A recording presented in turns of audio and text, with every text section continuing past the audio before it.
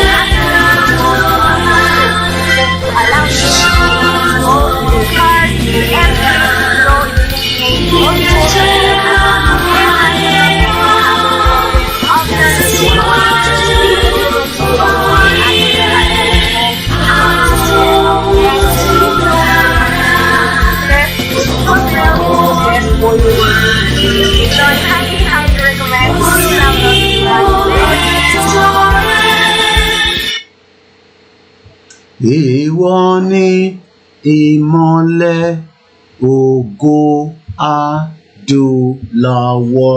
And a very good evening and welcome to the live transmission, the breaking news coming from Abuja, the Federal Capital Territory of the Zoological Republic, as we are so excited and so happy. My name is OLAMILEKAN and I welcome you to the live transmission. It's a Thursday edition, 6:30 p.m. local time from London, where we are transmitting from. I say good evening as you're joining us from all over the world, and as I'm sure a lot of you that are probably making your way home, or you are probably just going to work, or probably you are not aware, there is a great news coming out of Abuja, where Nnamdi Kanu, I'm sure a lot of you that have been following his case will definitely know that it is worth to be celebrating.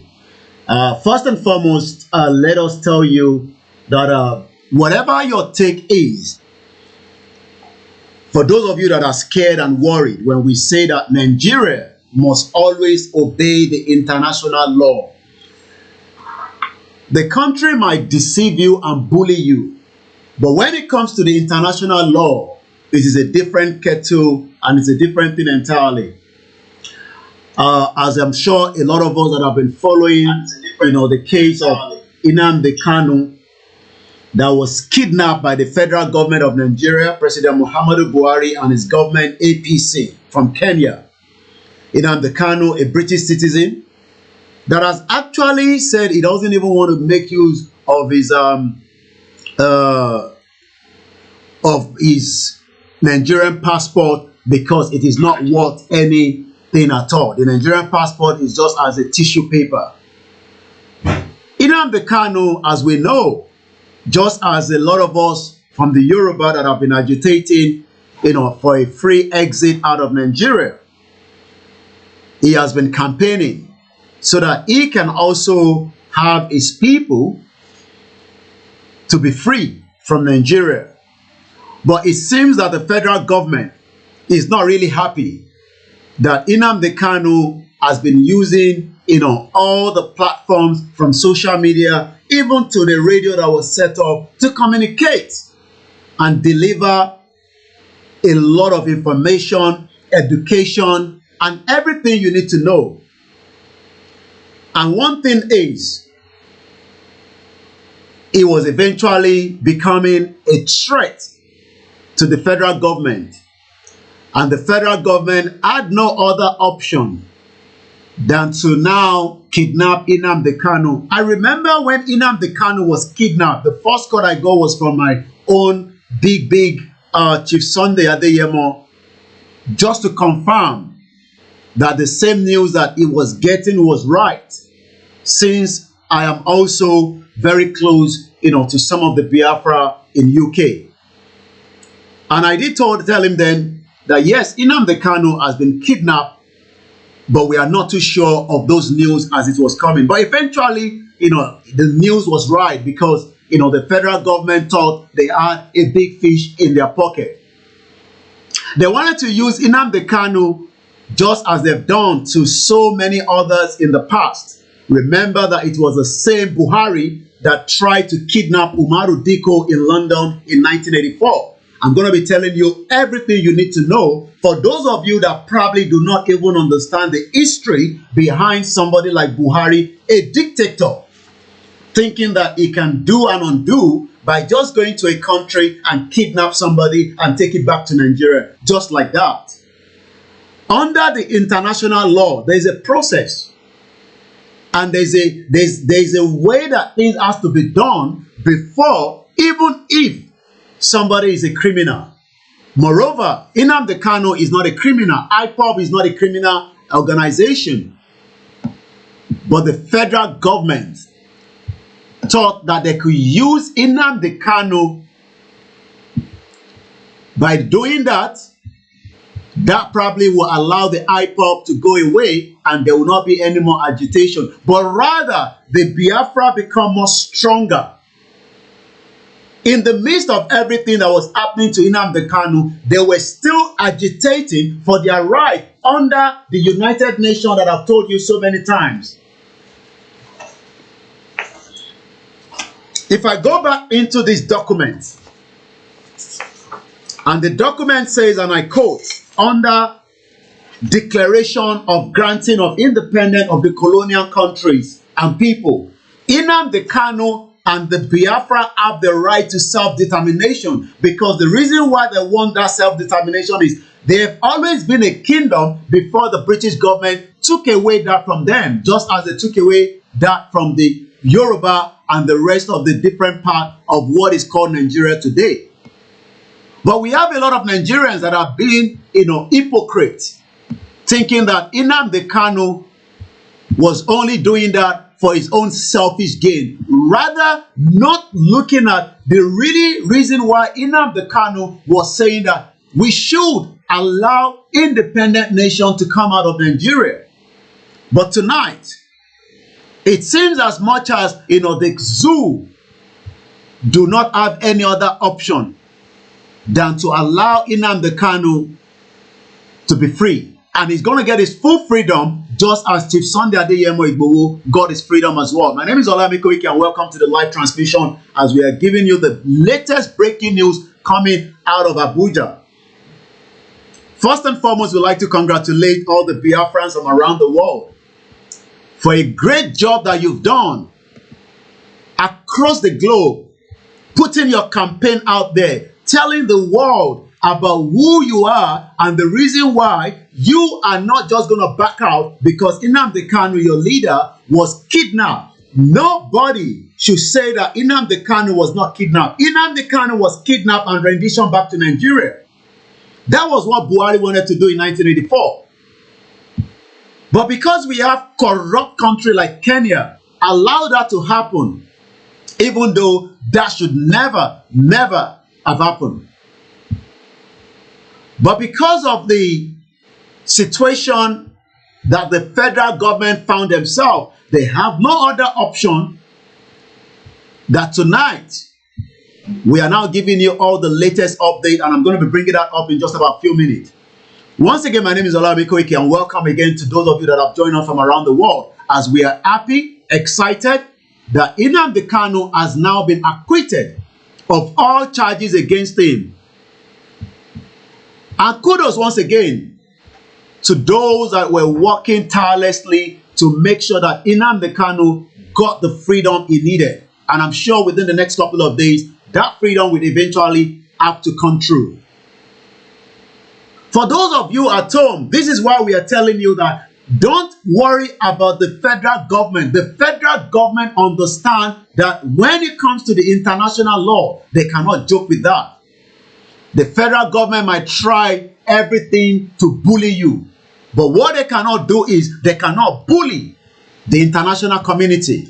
So tonight, as you can see there, which I'm just going to bring up the, my own video so that you can have a picture of me on the right side, as I'm so happy, following that latest news coming from Abuja. Nnamdi Kanu, once again, is not a criminal, and IGBOHO is not a terrorist organization. Do not let anybody bully you in Nigeria that IGBOHO is a terrorist organization. Nnamdi Kanu, just as any one of us, has the right under the international law. And that's exactly what has happened and what has taken place as we are giving you the latest update from Abuja. Let's go straight to what we know so far. If you're joining me, you are saying good evening once again, and the time is now 6:44 p.m. here in London, Thursday, the 13th of October, 2022. My name again is OLAMILEKAN. What do we know and what can we tell you? According to Barrister Ifeanyi Ejiofor, a lawyer and a human rights activist who believe that the right to self-determination is inalienable and is sacrosanct and cannot be taken away under any guise. It does not matter whether the federal government is happy that Biafra wants to go, the Yoruba wants to go. It is our fundamental human right to say that we don't want to be part of Nigeria that was created by the British government in 1914. Nigeria is not a country. It was created. And we are no longer going to allow that to continue. And that is why self-determination is not a crime. And that is exactly what Nnamdi Kanu was saying. Nnamdi Kanu has never said anybody should carry arms against the government. And I have the proof of that. Let's watch this video before we go into the conversation. I mean, going back to where we were before. I do not own the copyright to this video. Okay, so you're not talking about a federation. What does Biafra mean? It means freedom, liberty, fairness. You hear that? He was actually asked, what does Biafra means to you? Just as what does the Yoruba means to Chief Sunday IGBOHO and the rest of us that are fighting and agitating for Yoruba nation. Let's repeat that again. Once again, I do not own the copyright to this video. And I want you to follow me in details that Nnamdi Kanu has never asked any Biafra to take arms against the federal government. He has said that Biafra will come and it will definitely happen in our lifetime, just as the self-determination is not a crime. Let's go through it again one more time. What does Biafra mean? What does Biafra means to you? Was the question. What does Biafra means to you? That was what the journalist was asking Nnamdi Kanu. What does Biafra means to you? What does Yoruba self-determination movement means to me? It means that we want to have our own independent country out of the contraction that was created in Nigeria in 1914. It means freedom. It means freedom. When we say freedom, let's go and look at the dictionary for the meaning of freedom quickly.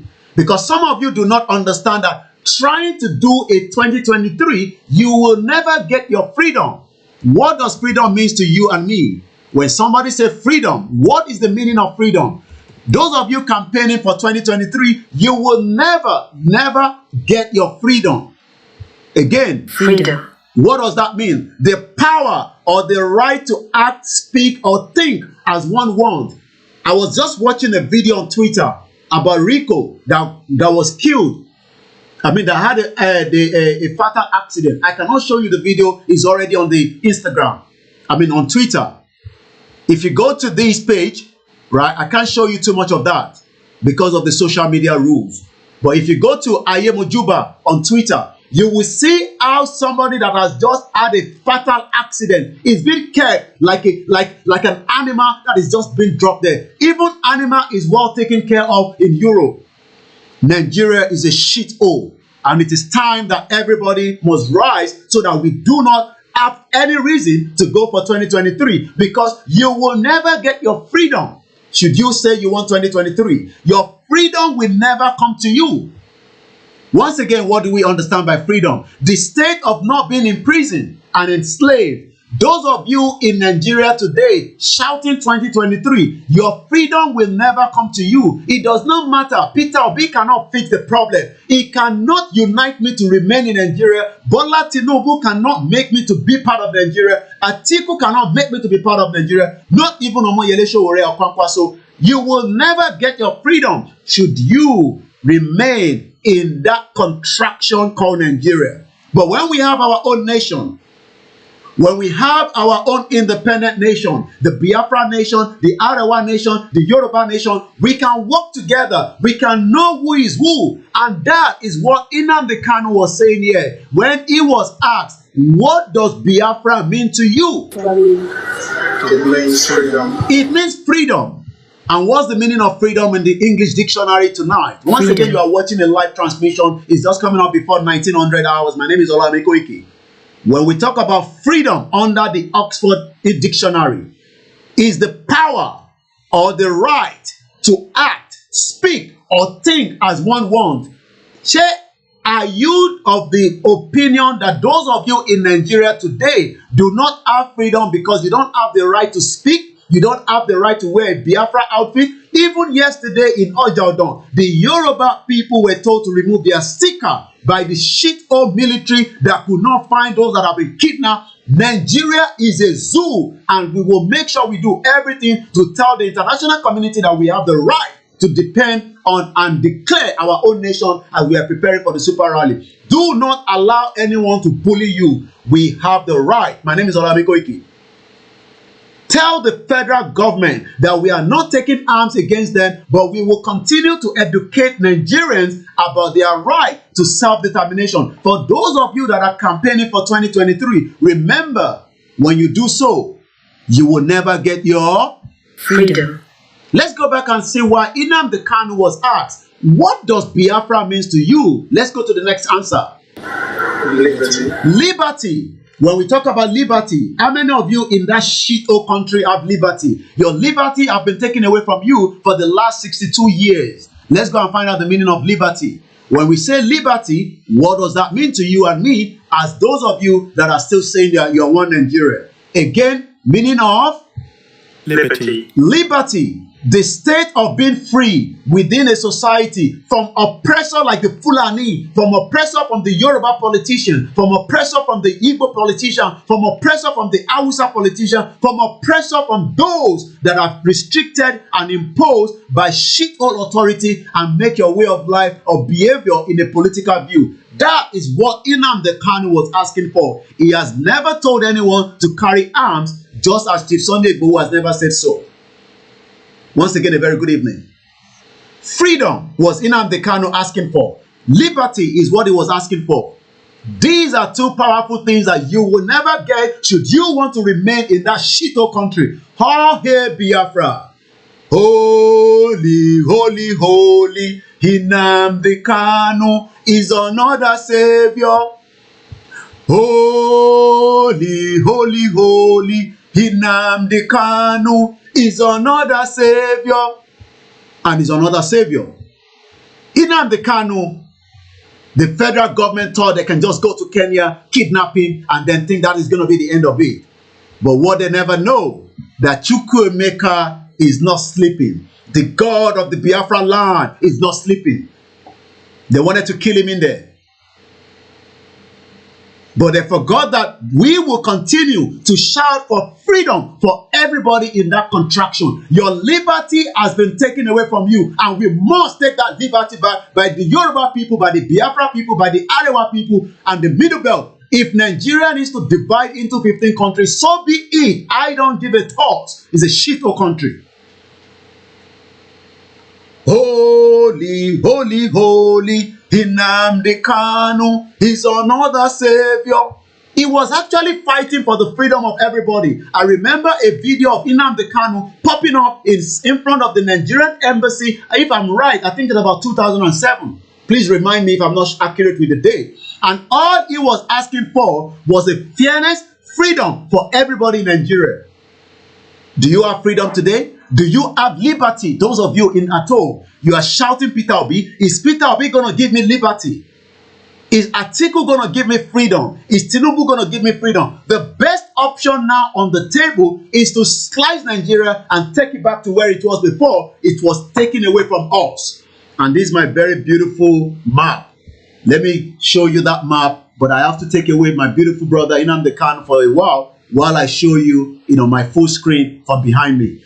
You will never get Biafra if you remain in Nigeria. You will never get a Yoruba nation if you remain in that contraction called Nigeria. Nigeria is a shithole. It's not a country. Somebody created Nigeria. We did not create Nigeria. And that is why we are saying it is time now to allow Nigeria to go. He had a short motor crash yesterday. Rico, as I'm told, go on Ayemojuba and see how his dead body was just being kept without dignity. Do you know how many people in the Biafra land have been killed, massacred by the genocide that the British did in the 1914? Just as they did the same thing. Do you know how many Igbo that have been massacred just because they are putting on a Biafra outfit? This is what they've done to us during the slave trade. And then they think that we can just keep quiet and say nothing. It is time now that every Nigerian understand that there is nothing called Nigeria. There is no language for Nigeria. There is no culture for Nigeria. Nigeria was created by Lugard, by the British colony in 1914. Nothing called Nigeria. So those of you that are campaigning for 2023, you are wasting your time because the Yorubas are going. Look at her, a beautiful Biafra sister, killed by the DSS in that shithole country called Nigeria. Dr. Chinelo was just under 72 hours to have left that shithole country, but she got caught up in the terrorist attack on the March 28th in Nigeria. Jumoke Oyeleke was killed by the Nigerian police in Lagos July 1st last year. And we are still dealing with our sister only for the shithole country to tell her family that she has to pay 500,000 naira before they can remove a dead body from the mortuary in Lagos. That is not a country. It's a shithole country. Once again, congratulations to every freedom fighters around the world. We should be jubilating. We should be happy that our brother Nnamdi Kanu has been released. Let's go back and hear what more Nnamdi Kanu was saying here. Fairness. He was talking about fairness. Remember, 3 things have been said by Nnamdi Kanu. He has never said anybody should go and carry arms against the government. He has always said freedom, liberty, and fairness is the question that he was giving back to when he was asked, what does Biafra means to you? Once again, let's go and look at fairness. Do you think that you will get fairness in your shithole election? Have there ever been fairness in that madness country you call Nigeria? Fairness. There's never been fairness. Impartiality, where the northern part of Nigeria control the resources of the southeast, but yet those in the southeast do not even have basic things of life. And you're telling me that we are one Nigeria. What shithole one Nigeria is that? A country that some in the northern part are celebrating Sharia, and then we are celebrating secular. And all the security apparatus have been given away to the northern part of the country, and you think that is fairness. That is not fairness. That is impartiality. That is a Fulani agenda to make sure that they can keep every one of us in that contraction called Nigeria. And enough of that. It is time that everybody demands exit out of Nigeria. Nigeria is not working. Once again, a very good evening if you've just joined us. Let's go back and hear more from what Nnamdi Kanu was telling us while I prepare more videos for us tonight. I'm going to allow you to call in, but please do not call yet. Let's go. I've given you 3 things that Nnamdi Kanu have asked for. What does Biafra means to you? What Biafra means to Nnamdi Kanu and every Biafra is freedom, liberty, and fairness. Probably maybe you missed that. Let me rewind it again. I have all the time this evening. Let's go into it again. It means freedom. Freedom. Liberty, fairness, 3 things, and yet those 3 things will never come to you. For those of you that are thinking that 2023 is going to solve our problem, 2023 will never solve the problem of Nigeria. It is time that we allow Nigeria to be divided. To even if there's not going to be a referendum, for those of us that are not demanding a referendum, we will have a super rally from the Yoruba and we will declare ourselves. We do not have to give any reason for that. Nigeria is a shithole country.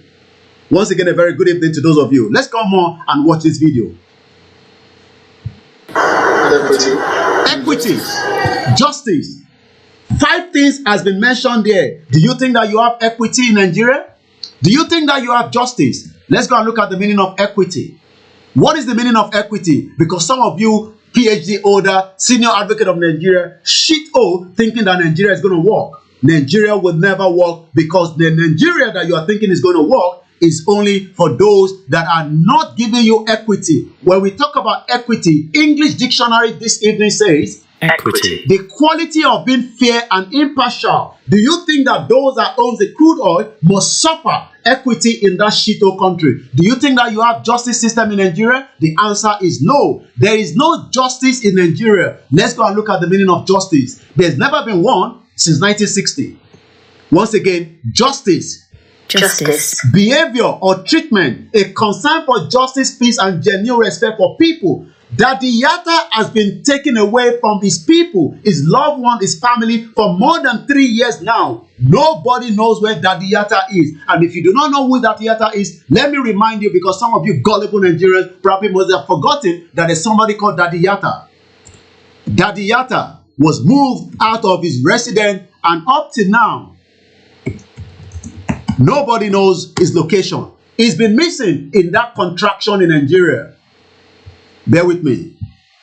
Daddy Yatta.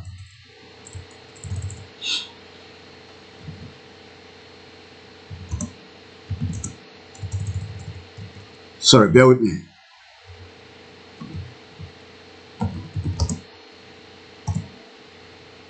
That's him.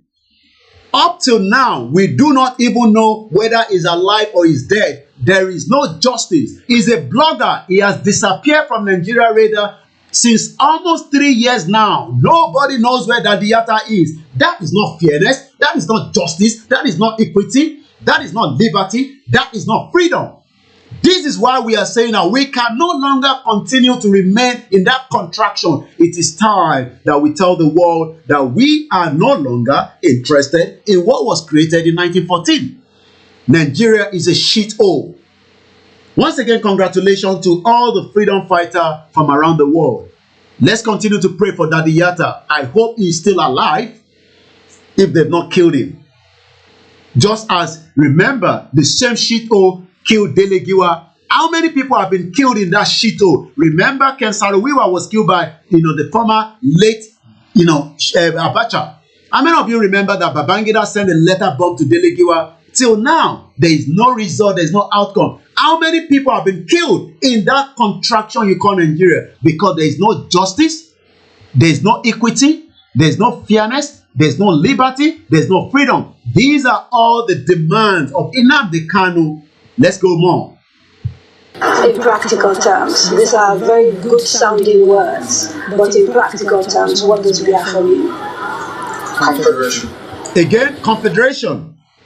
Confederation. Is it a crime to say that we don't want to be part of Nigeria? Let me take you back slightly and leave that video for now. Let's come back to that video. Excuse me. Let's go and watch this video. Let me get that ready for us. Remember, we normally play this video, but let me just remind you that whatever is happening to Nnamdi Kanu, he has the right, just as any other individual that wants self-determination. Nnamdi Kanu. Let's watch this.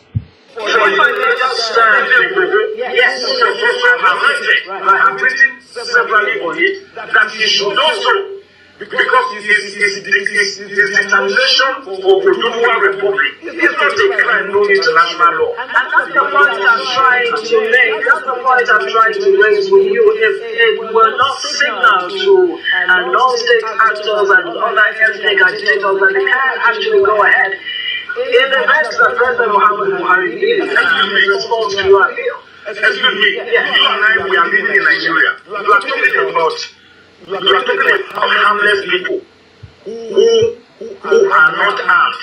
Are you not aware that in this country, some Boko Haram people accused of Boko Haram were released and traded for others by way of equipment? They said we release some of us, then we release some of your detained citizens. Are you not aware that that has gone on in this country? So this is the bad president for saying a non-violent person should be released from detention, from illegal detention. A detention that the United Nations has referred to be illegal, and to be unconstitutional, and to be torturous. I do not see anything that is setting any bad president there in a situation where, as a matter of fact, some Boko Haram and armed bandits are being released in exchange for some of their members, where kidnappers are demanding from parents of children they have kidnapped to buy potato, tomatoes, vegetable oil, palm oil, to buy salt, to buy rice, for these yams, for them to feed their children, so as to keep them alive, to enable the parents to run for them. What is the long precedent here that we are just saying, find a political solution by going through the tenets and the provisions of the law? I do not personally see anything wrong with that at all, and there's none that I know of. And I cannot see it leading to any floodgate or any resurgence by other people coming to say, criminals coming to say, you must also give me reprieve. It does not happen that way. How many Nnamdi Kanu do you have in Nigeria? And how many Sunday Igbohos do you have in Nigeria? These are people who have carried the spectre of their people or their affairs, and they have become a metaphor for their self-determination struggle. Let's watch this. They wanted to be separate from the country that the British Empire had imposed. on us, which was this country of Nigeria, where they kind of took a bunch of independent nations who don't have anything to do with each other, don't even speak each other's language, don't relate. Many of them were even enemies and warring at the time. Smushed them all together and drew these arbitrary lines around them and called them countries and named those countries. And then said, no, y'all get along and do a country for us and be a union for us. And then go through contentious, bloody independence processes that never really yield any real independence. You're still part of a commonwealth afterwards. And you have the eternal meddling in your affairs and the eternal extraction of your resources. And the eternal fomenting of divisiveness and infighting in order to be able to control you. This is what an oppressor does, a colonizer does. These are tactics and strategies of dominance. We were subjected to that as a larger unit of Nigeria. And then when the people said, we want our own thing, let's go and do that. Well, it so happened to be that the territory that this new country of Biafra was going to be in included very rich oil reserves. Mm-hmm. And the British were not going to let go of that. Wow. And the people that they had put in power, their puppet Nigerian governments weren't going to do that either because they needed it for the Nigerian project. Right. And Britain needed it for its own interests and uses. So Great Britain got directly involved in this civil war and in the war for independence and decided that they would do everything to make sure that Biafra did not go. Wow. And this everything meant directly funding genocide of the people of Biafra. There's evidence to that. Let's watch this. Our includes the notion that your greatest nations were under Ivan, Peter the Great, and Catherine the Great. In other words, when you could control your neighbors. And people don't want to be controlled anymore. They want to be free to chart their own course. I'll never forget the first time a man with impeccable military credentials, the warden of Rhodes House, who was Admiral Viscount Montgomery's aide to camp in World War II, said, you're going to have to leave Vietnam. For the same reason we had to leave Nigeria. We left Nigeria. It was a horrible war. 3 million people died. But we had to go, and you're going to have to go. And I said, why? He said, because they don't want you. People want to chart their own course. They have to feel secure in their own identity. We want our own identity. Thank you so much for the super chat. Restoration of Yoruba sovereignty, nation, lawfare. Anything less is unacceptable to Yoruba indigenous people. Thank you for the super chat. Let's go now and listen to why we are saying Nigeria is not a country. How we have having this conversation about the unity of Nigeria. And I think back at some of the prominent statements made by some of our family leaders. And feel that probably this would help us to have a conversation on the Nigerian unity. I just brought forward, not to bore you. First, and I quote, not my statement, Nigeria is not a nation. It's a mere geographical expression.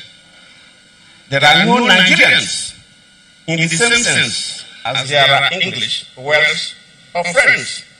The word Nigerian is merely a distinctive appellation to distinguish those who live within the boundaries of Nigeria from those who do not. This is accredited to Chief Obafemi Awolowo, the former Prime Minister of the Western region. The second one, and I quote, it is true that we politicians always delight in talking loosely about the unity of Nigeria. 60 years ago, there was no country called Nigeria. What is now Nigeria consisted of several large and small communities, all of which were different in their outlooks and beliefs. The advent of the British and that of Western education has not materially altered the situation. and the many and varied communities have not knit themselves into a composite unit. This accreditates Ahmadu Bello, former Premier of Northern Region. They thought, and I quote, since 1914, the British government has been trying to make Nigeria into one country. But the Nigerian people themselves are historically different in their backgrounds, in their religious beliefs and customs, and do not show themselves any sign of willingness to unite. The Nigerian unity is only a British intention for the country.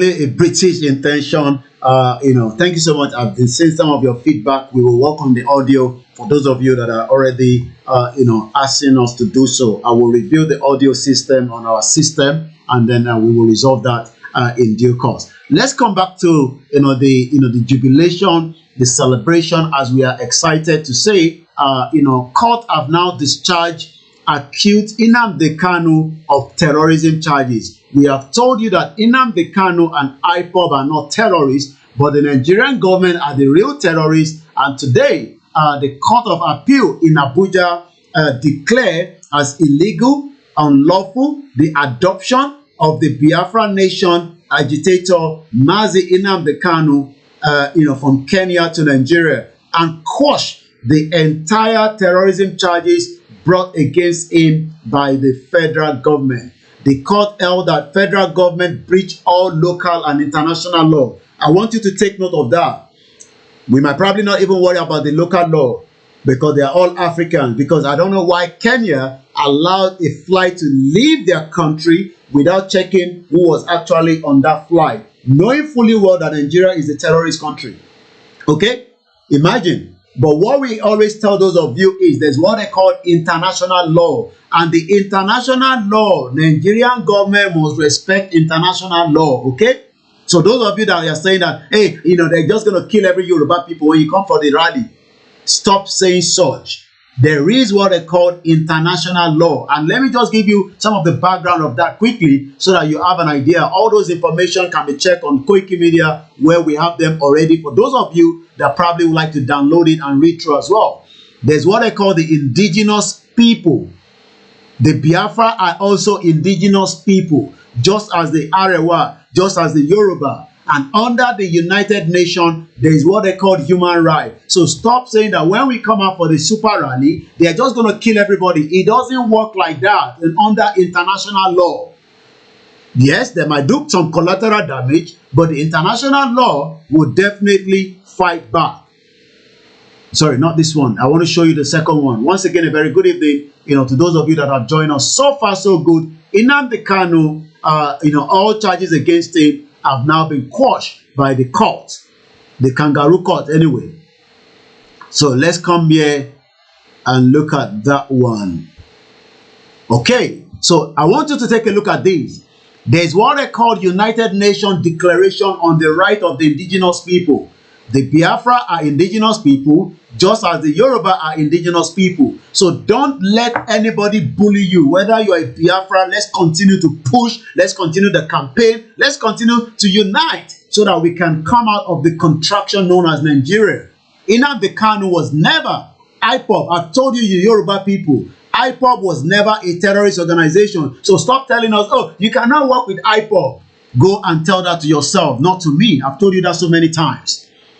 Oh, I even remember somebody sent me a message. Oh, don't ever take picture with the IPOB because the federal government has put them as a terrorist organization. I hope those of you saying that now, you now understand that that has not even been quashed in that kangaroo country called Nigeria. Oh, Koiki, please, anytime you go out for rally, don't take picture with, my big brother there, my good friend, Prince Jejeman, that we just listened to his video not too long ago. Imagine somebody telling me, oh, you cannot take picture with the Biafra when I go for campaign. Idiot all over the place.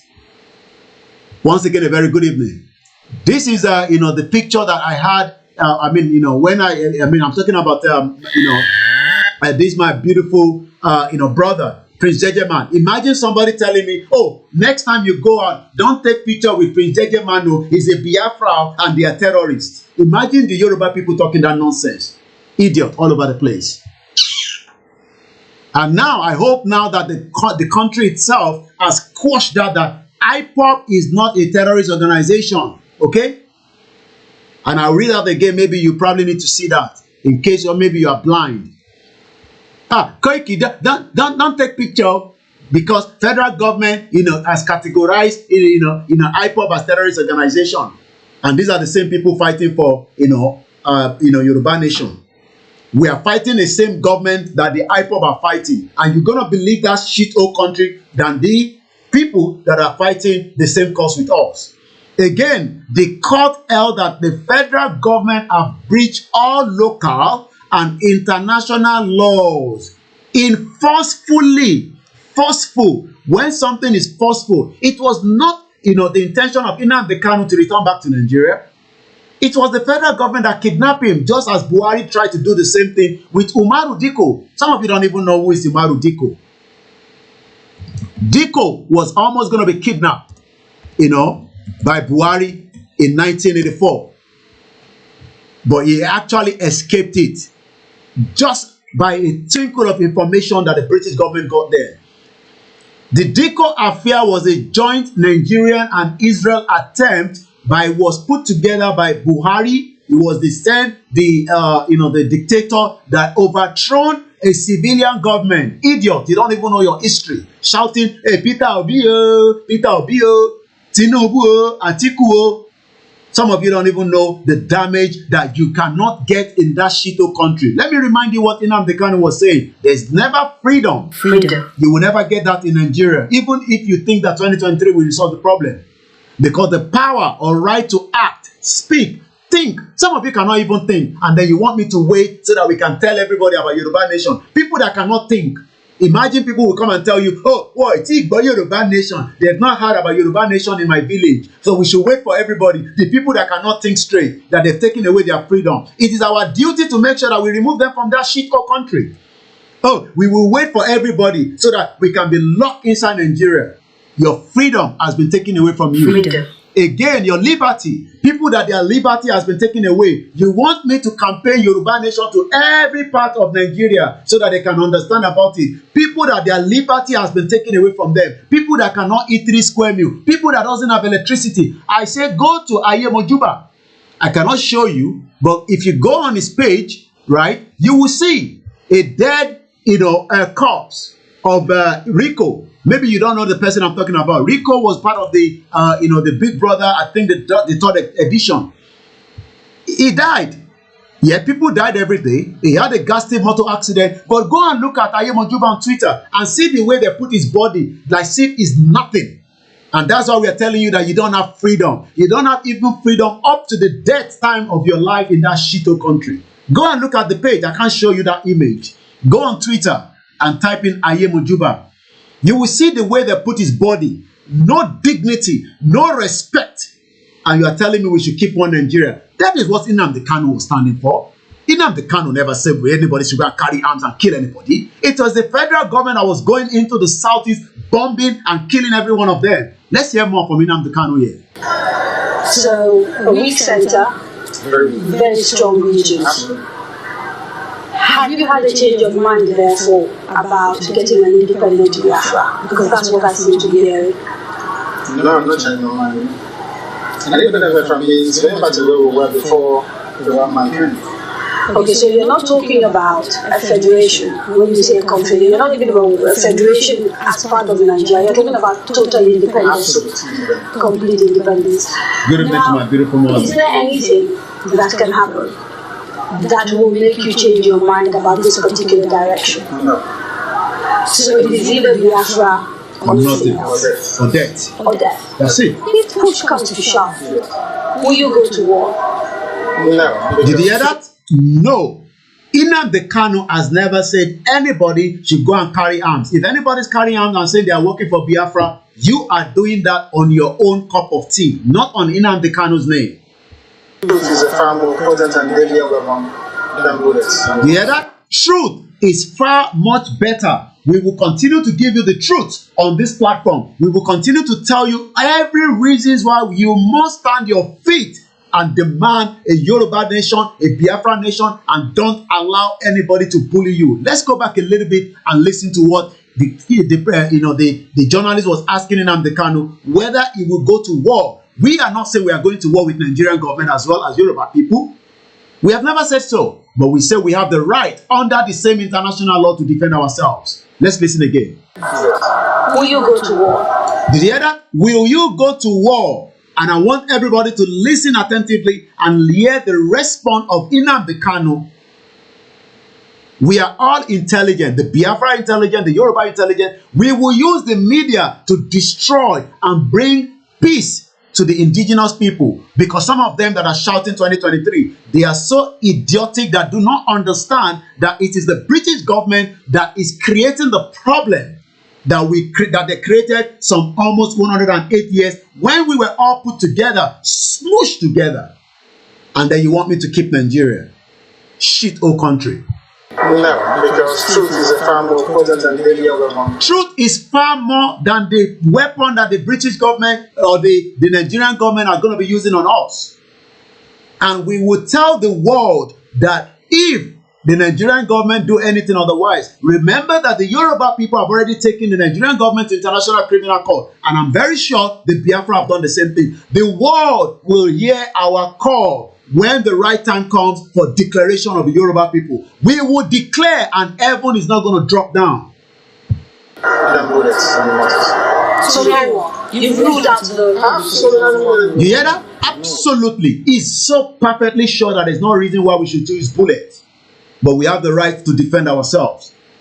So those of you that are thinking, oh, they're just going to kill everybody. Oh, go and start super rally. They will wipe everybody away. Oh, shut up your dirty, stinking mouth and keep that to yourself. When I say Biafra order, I keep pushing. Either I'm alive, I die because of their own story. Did you hear that? Even if I'm alive, that is the voice of the holy, holy, holy Nnamdi Kanu is another savior. I say, holy, holy, holy Nnamdi Kanu. Yes, let's go back to Umaru Dikko, because some of you in Nigeria do not even understand that Buhari tried to kidnap Umaru Dikko in 1984 and transport him back on the Nigerian airways in a diplomatic bag. Do you understand that? Here in the same London, I've taken you down to the street of where he wanted to be kidnapped. I'll take you there again one time. Dikko affair was a joint Nigerian and Israel attempt to kidnap Umaru Dikko, a former 419 as well. Anyway, Nigerian civil government minister living in United Kingdom. Imagine Buhari had the audacity and the gall in 1984 to kidnap Umaru Dikko. I'm not saying Umaru Dikko is a nice person. He stole a lot of money in billions of dollars.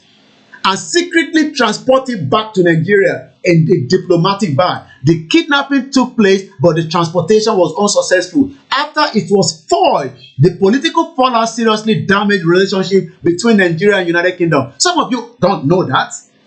You are now shouting, one Nigeria. The same Buhari, dead or alive, tried to kidnap Umaru Dikko, just as he did with Nnamdi Kanu, because the shit-hole continent called Africa allowed it. Imagine if Kenya have stood their ground and said, no, we will not give room to that. Nnamdi Kanu will still be in Kenya, and there'll probably be an extradition and there'll be a court case. But now we are saying that there is now, all case has been discharged, acquit. And maybe you don't know the meaning of discharge. Let me break it down to you, some of you gullible that are in that shit-hole country. Let's break it down to you and give you the meaning of discharge. When they say something is discharged, what does it mean? Let's look at the meaning of discharge. Again, the pronunciation. Discharge. When someone officially that they can or must leave a place or situation. So right now, Nnamdi Kanu must be released as quickly as possible so that he can go back to his family. That is the meaning of discharge. Maybe you don't even understand. And there's nothing that the government can appeal against it because they haven't got the ground for appeal. Shit, oh country. The action When they say somebody is discharged, the action of discharging someone from hospital, but Nnamdi Kanu was not in the hospital, he was in the custody of the Nigerian government that rendition and kidnapped him and wanted to kill him inside the DSS custody. And he must now be released so that he can go for a full medical treatment outside that shito country. Just as Buhari was coming to London for treatment, Nnamdi Kanu must be released as quickly as possible so that he can travel out of the shito country and come and get a better treatment. Buhari was getting treatment in London, even though they were budgeting billions and billions for the shito clinic that was never working. All hail Biafra! All hail Biafra! Once again, Umaru Diko was also from Mali. Or Shito, too much Fulani in that Shito country. Let's go back again and read more of this. Again, when they say something is acquit, let's educate some of you at home, in case you don't know what the meaning of acquit is. When they say something is what? Acquit. Acquit. Free. Nnamdi Kanu is free, okay? He's free. He was never a criminal. Acquit someone from a criminal charge by a verdict of not guilty. So Nnamdi Kanu has been acquit. Today is the 13th. History will remember every Biafra that stood with him. Some of the Biafra thought he's going to die there, just as some of you Yoruba thought IGBOHO was going to die inside the cell. But IGBOHO eventually was acquitted and discharged. Once again, a very good morning if you're watching me in the Southeast Asia, because in Malay, in Australia, they're already in the morning, in Japan. So when I say good morning, I know what I'm talking about. It is coming up to 2:30 in New York. I already got my 2 o'clock, so I'm going to be having Japan as one of my other destinations. And I think, for the Yoruba people, I'm going to be using Benin Republic for the next time clock. So I'm going to have 4 more clock. I've got 2 already. So I'm going to be adding Benin Republic so that I can know the time in Benin Republic. I hope you all agree with me on that. Once again, a very good evening. In just about a few minutes, I'm going to open the phone line so that you can also contribute to that. As we continue to celebrate Nnamdi Kanu, let us remain focused. The fight is not yet over. The Biafra must remain focused. Nnamdi Kanu must not be poisoned, and he must not be taking any injection while he's leaving the custody of the shito, country called Nigeria. Do not lose your guard at this time, the Biafra. Keep your eyes very, very close. Shine your eyes, oh. Because when they say they've given him freedom, shine your eyes. Once again, a very good evening. I'm going to drop some of the frames so that we do not crash the system. So we've talked about Umaru Diko. You can go and learn more about him. It was one time a former, he died. May his soul rest in peace. A former Big Brother Nigeria housemate. I cannot show you the video. It's so painful that Patrick Fakoya, even in his death, they did not respect the body. Go and look at the video that some of his friends did, while they while they got to the hospital. Somebody that had a motor accident, you would thought that he would have a first-class treatment. For where? Shit-o country. May so rest in peace. I can't show you the video, but you can go on Ayemojuba or type in Rico. You'll find the video is already circulating on the social media. May your soul rest in peace, my brother. That's what we are saying. We are not going to be here forever. Do what you have to do. Stand for the truth. Defend the truth. Stick to the truth, even if it's going to be painful. It does not matter. Nnamdi Kanu was called all kind of names. Even they thought, he was in Kenya, having some rumpy idiot all over the place. So the Biafra that thought Nnamdi Kanu was going to die is back, and it's coming back very soon. Let's hear my brother, Prince Jeje Manjari. Yamutula.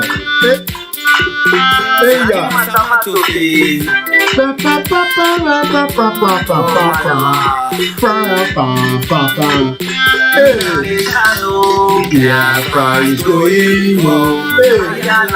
Oduduwa is going home. Odabo.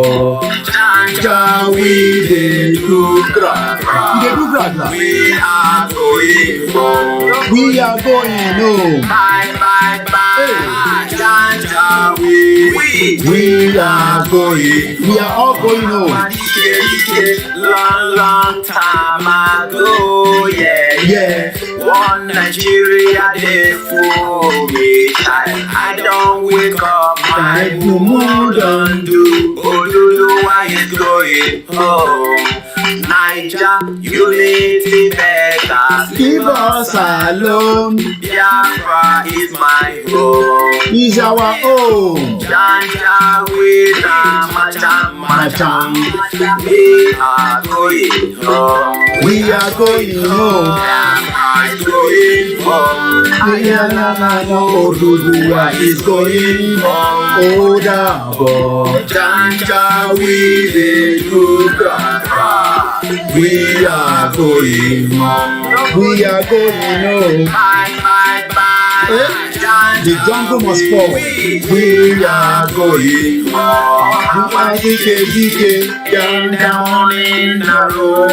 go on the YouTube and download the music if you like it. And find Prince Jejeman. Hey, it's a terrorist agenda. We are going home. We are. Let's leave that for now. And I got the next one I was actually looking for. The Fulani one that I wanted to play, and I think I found it already. So after that, I'm going to open the phone line. We are so excited, we're happy, and we are congratulating all freedom fighter. Nnamdi Kanu stood his ground, and we are so happy. If you know this one, make you sing along with me.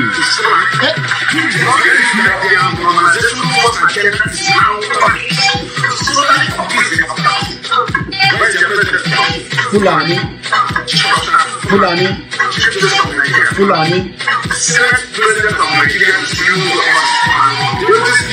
is Fulani. Is Fulani. Is Fulani. Fulani. Fulani. Fulani. Janjaweed. Why do you hate Igbo people? All the Philippines too.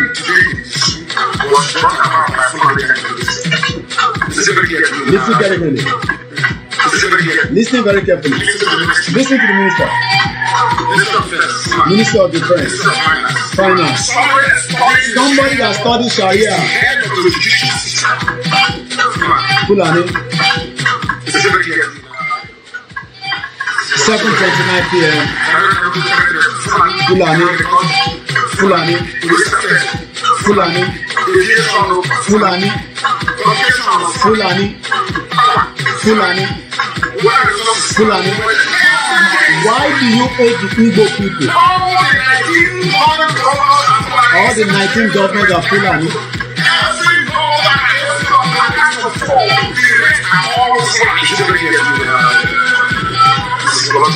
Zoological Republic. They have a game plan.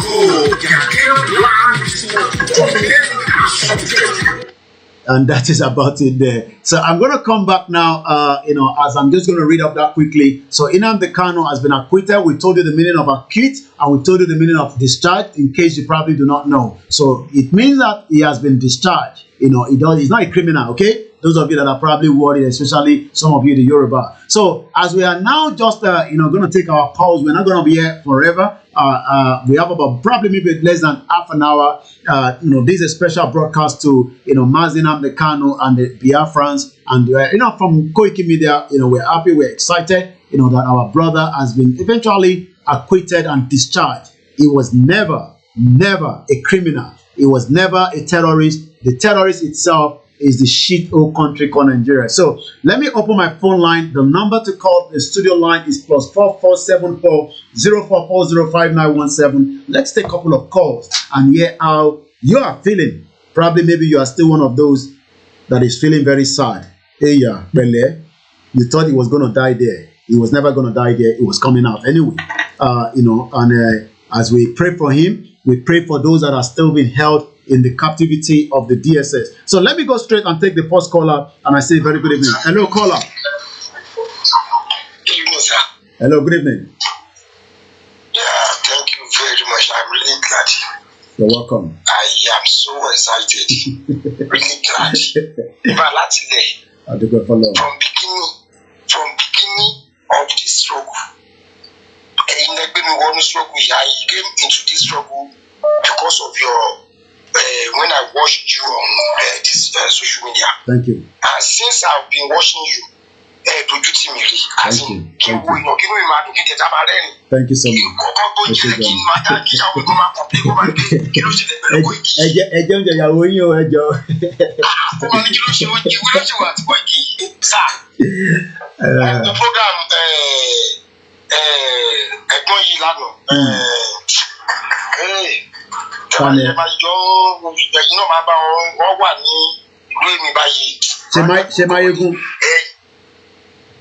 No, Máyégún mọ̀ pé ìyẹn ó gbá lórí ẹ̀bí tí náà ni. Okay, heritage, ẹ̀gbọ́n mi dáadáa, uncle heritage.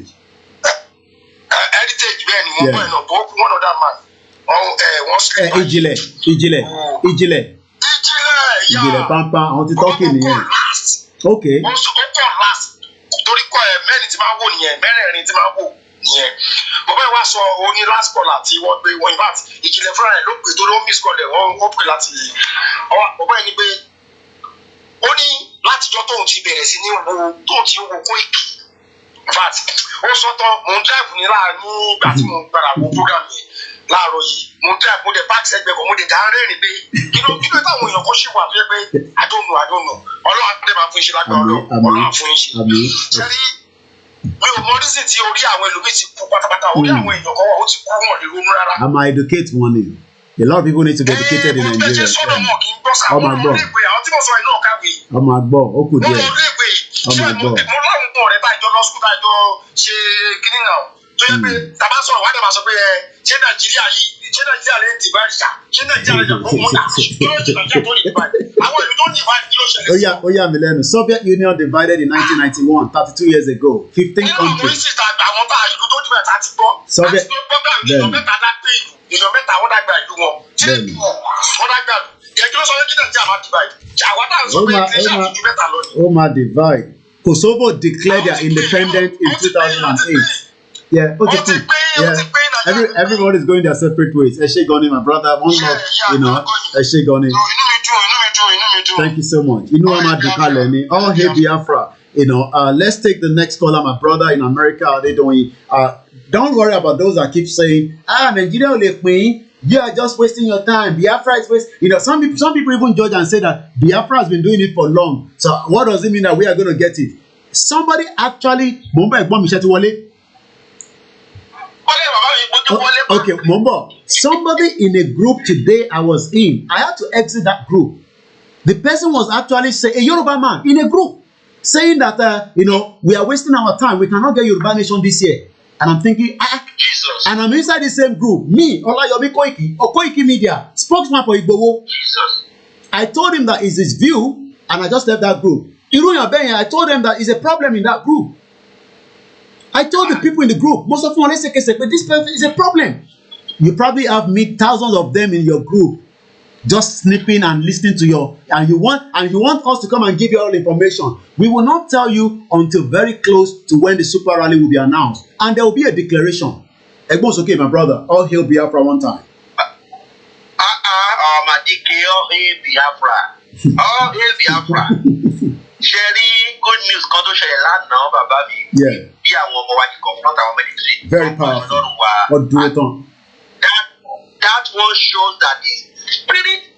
Yesterday, the spirit of super rally was established. He's waiting. People are just waiting. People are waiting. Yesterday is the launch of the spirit of super rally. And they're going to do finally learning. Everything works together for acquitted and discharged. Two words, powerful words. Acquitted and discharged. Àwọn máa gbé lọ́n, Biafra máa gbé lọ́n. Ibi kan táwọn sọ fáwọn èèyàn ni náà bá Biafra ṣe o, ẹ má tẹ̀kí ní kan. Ẹ̀rí bí àlàṣẹ ra báńkù lọ́wọ́, tó ibo ni mílíọ̀nù ọ̀fẹ́ wá nìsí. Àwọn ni ìbò tó jẹ́ bàbá mi. Strong energy is about to be established. Inú mi jẹ́ ìdòrí sí pé energy tí àwọn Ìgbò máa ń fọ́lò òun ló release yìí. Wọ́n release ẹ̀ láti fi counter òbí ni o. Ọ̀rẹ́ mi wọ́n jẹ́ power òbí. Charlie, in fact, this zoo is collapsed. Zoo is finished. Yeah. Congratulations, bàbá mi. Thank you so much. God bless you. Thank you so much. So those of us that are always, of that view, remember that, Kosovo declare, if you want to call him, the line is official, is the one at the bottom there with the yellow bar. Okay, let me take this one. I normally miss his call. Is one of my big, but the problem is he's always, okay, all right, even though he's the only one that can call this line that I'm going to pick up. Good evening to you, TJ, and welcome, my brother. Okay, you're live now, like we can't hear you. It looks like you're under the hole somewhere. Go ahead. It's okay, dear TJ. We cannot hear you properly. It's much better now. Yeah. Okay, I know, I understand, yeah.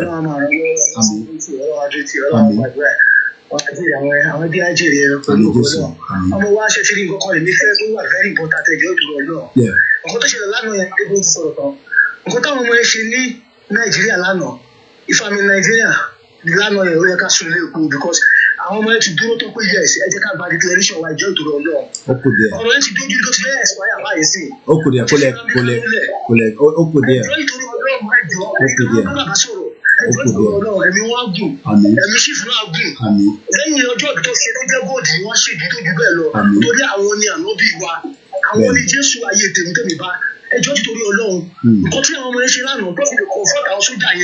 And they cannot do anything. We need declaration. I'm very, very, very much excited. Okay.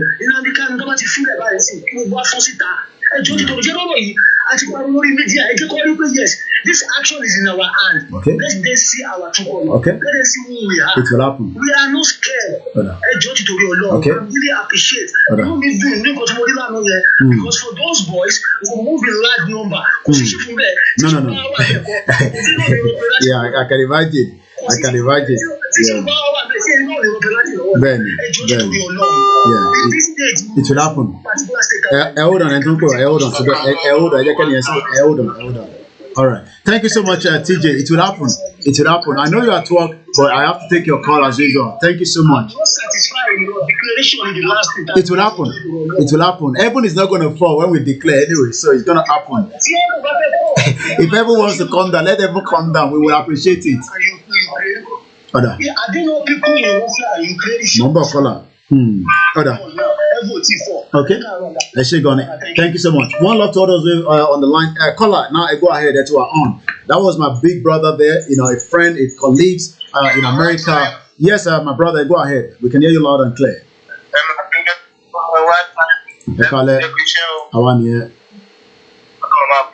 Amen.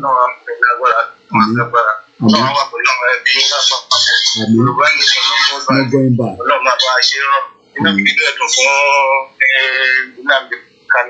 We're all excited. We're happy. Yeah. It's overdue anyway. So, all right. Thank you so much. That's again a new caller there. Thank you so much. All hail Biafra, as Nnamdi Kanu has been acquitted, and likewise he has been discharged. Probably maybe you don't understand those words. Let's go straight and take the next caller. The number to call is +44 74 04 405 I will keep reminding you, when Nnamdi Kanu was asked, and I've written that down, he was asked, what is Biafra to him? And this is exactly the answer he gave. He says freedom, liberty, fairness, equity, and also justice. Hello, caller. Good evening and welcome. Ekabo. Okay. Yeah.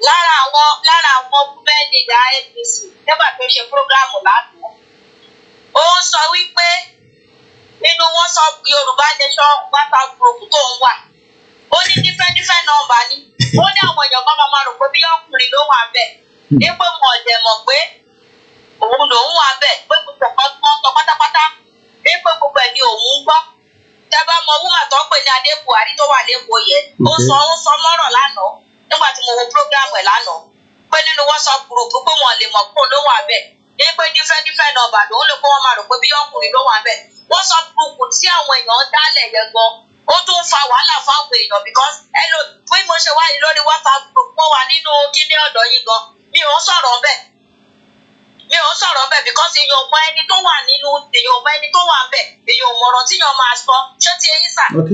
tó wọ́n sọ gbogbo ìyẹn náà ó dá wàhálà dẹ̀. then mo fẹ́ béèrè ìbéèrè kan because ẹ máa ti ọkọ jọ ń fa àkọ́kọ́ ní àná lórí ọ̀rọ̀ Yorùbá nation because mo ní pé Yorùbá nation pé a máa gbàgbé àjẹ̀díjà gbogbo ìbọ̀tà máa defend ara wa ẹni ẹ wọ́n sọ fún mi wípé nígbà tá a bá gba Yorùbá nation pé wọ́n sì tún máa dìbò ó ní kó a lè dìbò nígbà because a ti declare ìlú wa pé a fẹ́ location 410 mọ́ ṣé ti eyín sá any argument I think what they're just trying to do is láàrin èmi àti ẹni àná tí mo sọ pé tá a bá ti lè declare ìlú wa àwọn òfẹ́ Nàìjíríà àwọn àlẹ́fẹ́ náà jẹ́ pé anybody tó bá ti fẹ́ dìbò á lọ sínú bó sábísà àbí kó lọ sọ́dọ̀ àwọn Fúlàní kó lọ dìbò bẹ́ẹ̀. ṣé ti eyín sẹ́ ọ̀rọ̀ ẹ fẹ́ kẹ́ ẹ̀ láìsí ẹ̀ fáwọn èèyàn. Okay, I share program the Lori Mawari celebration mode la wa nisi. I share proper full program on that. So ogun tó ti ṣẹ́ kò ní gbé ní mọ́ lágbára Ọlọ́run àjẹjọ́ máa délẹ̀ ìlérí ní lágbára Ọlọ́run so I'm so happy for Biafra. Thank you so much. Once again, as we continue the live transmission, our people are calling and they are also, expressing their feelings and excitement to the acquit and discharge. Hello, good evening, caller. Good evening.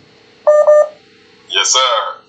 Actually, I just want to say thank you and keep up the good job, man. You're this welcome. is my first time of coming to your page. Thank you so much. I just fall in love with what you're doing. Thank you. I've been listening to you today, and all I can tell you is that the persistence has to be there. That's it, yeah. And like the Bible said, many are called, but few are chosen. Thank you. And I've lived in Lagos for quite a long time, and I'm originally from Biafra. Okay. And all I can tell you is, many of those people in Nigeria are only getting the false information. That's it. Yeah, that's it. You're right. And some are saying no to Duduwa Nation or Biafra Nation because of what they are getting from these politicians. Maybe their brother, they have a cousin or a brother, a family friend, or commissioner. So they are afraid to stand up and say right is right and wrong is wrong. Okay. But that does not mean that they will not say yes when the time comes. Okay. We just have to be persistent. Just have to keep pushing. Just have to continue to distribute, push forward the good news. Because what? It's only the truth that will stand with the test of time. You're right. You're right. So I don't want to hold your time. I don't want to hold your line up. I just want to tell you that you're doing a good job. Keep it up, man. Thank you so much. Thank you. Well, that was, our brother Biafra also expressing, that word persistent is very, very important. Let's take the next call from London here. As the time is now 7:44. Let's hear from you. Hello, caller. Hello, Baba Mikoiki. Ekale. Biafra. All here, Biafra. Wọ́tọ̀wọ́tọ̀ ó ti bá wọn báyìí sí ó bá wọn wọ́tọ̀wọ́tọ̀ ó gbé gbóòsì báyìí á mọ̀ pé yes pé ó ti kọ̀ bá kíná mi lẹ́dà tí wọ́n àwọn ọlọ́tẹ̀ mú adúpẹ́ lọ́dọ̀ pé ìtàmì jẹ bàbá yìí pé kò gbé lágbára ọ̀dọ́ gbogbo alájọ máa ń délẹ̀ lérí o ẹ̀dẹ̀ fún iṣẹ́ tábìlẹ̀ ìdè gbọmọ àkọsílẹ̀ òdùwà dúró ti yí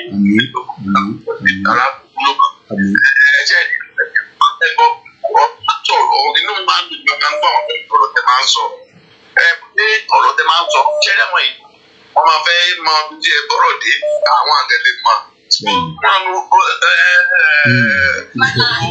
olóṣọ̀rọ̀ gbogbo Yorùbá tó máa Yorùbá jáde nígbà ẹgbẹ́ òun nìkan àwọn ọ̀rọ̀ tẹ òkú àti gbogbo ti nígbà tá a bẹ̀rẹ̀ ìrìn àjò yìí Ọlọ́run gbà yín lọ́wọ́ wọn ẹni tó bá máa mókè ó máa mókè wọ́n nínú ẹ̀kọ́ ìṣọ̀lá lágbára tó ayé òkúta yìí lọ ẹnu mi láti máa délẹ̀ ìdílé ní àwa gbogbo wákàtí lọ́gbà wà iṣẹ́ ọmọ tó mọ̀ bẹ́ẹ̀ sọ pé thank you so much for joining.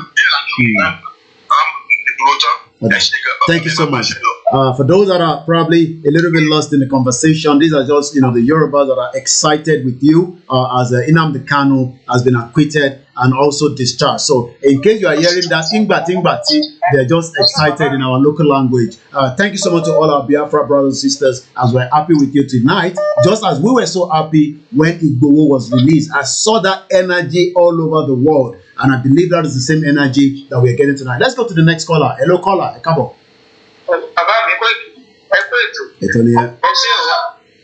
Congratulations to Nnamdi Kanu.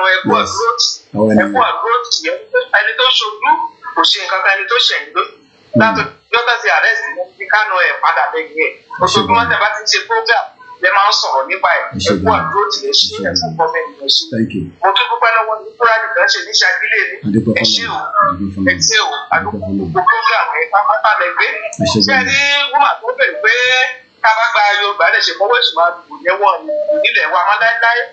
It's just a simple answer, Is anybody thinking that we're starting a new government and our land will be protected?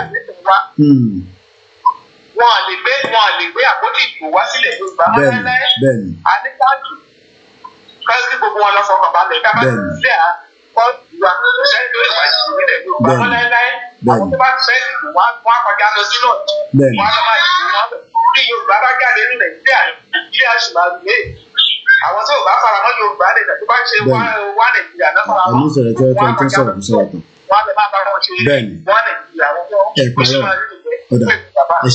Thank you so much.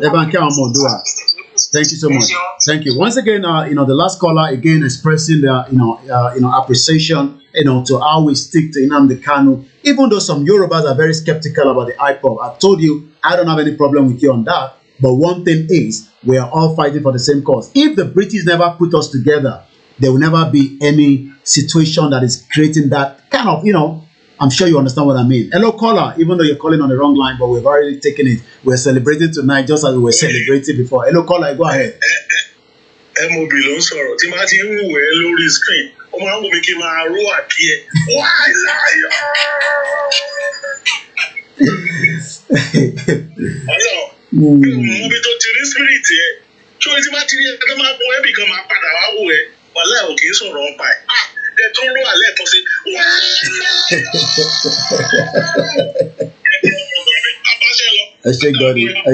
Thank you so much.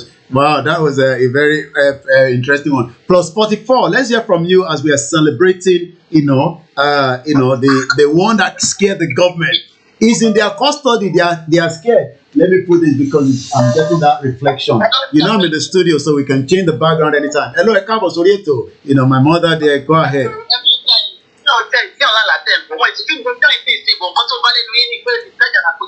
Discharged and acquitted, yes. Nnamdi Kanu, discharged and acquitted. I need to continue saying that. Nnamdi Kanu has been discharged and acquitted. Yeah.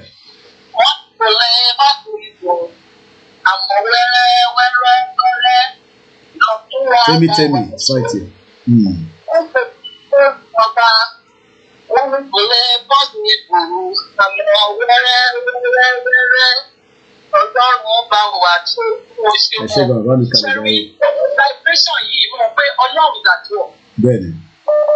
I am telling you because online.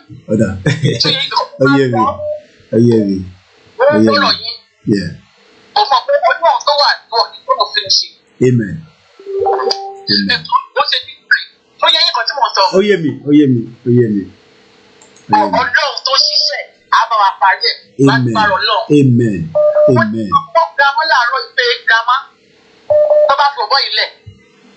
I am telling you, Biafra are going where we are going. Yes, I am telling you. Nigeria has started. And all of Baba are perfected in Jesus' name. Amen. Amen. As we continue, the celebration of our, brother Nnamdi Kanu, you can also, call in and let's hear from you. Whether you're Biafra, you are also Hausa, as we say. Hello, caller. Ekabo Sorieto. Àmín. jọ̀ọ́ mo kàn fẹ́ bẹ̀rẹ̀ question kan ni. Go ahead, sir. Ẹ jọ̀ọ́ àwọn tó wà ní location 9. Yes. Tí a wà ní location 9 torí mo ń pa àwọn àti ń gbáradì fún mega rally. Super rally, yeah. Ẹ jọ̀ọ́ fún àti ń gbáradì. Ẹ jọ̀ọ́ fún irú àbá ìdí pé irú ìmọ̀ ẹ̀sìn mo fẹ́ kó bóyá kí n ra àpò flower kí n dín ọ̀pọ̀ fúnjọ́ yẹn. Okay. Why not? So I'm sure that will be well appreciated for those of the people with, because since everybody is going to be sticking to their their particular area. So yes, I encourage that one, because people have to be fed, and I'm sure those people that knows you in your area, will be happy if you are doing such as well, because the whole idea of the super rally is to capture every Yoruba towns and villages. So we are not going to be in one particular place. They be pay, but I'm sure there will be more other information that I don't want to go into too much details. But the expectation is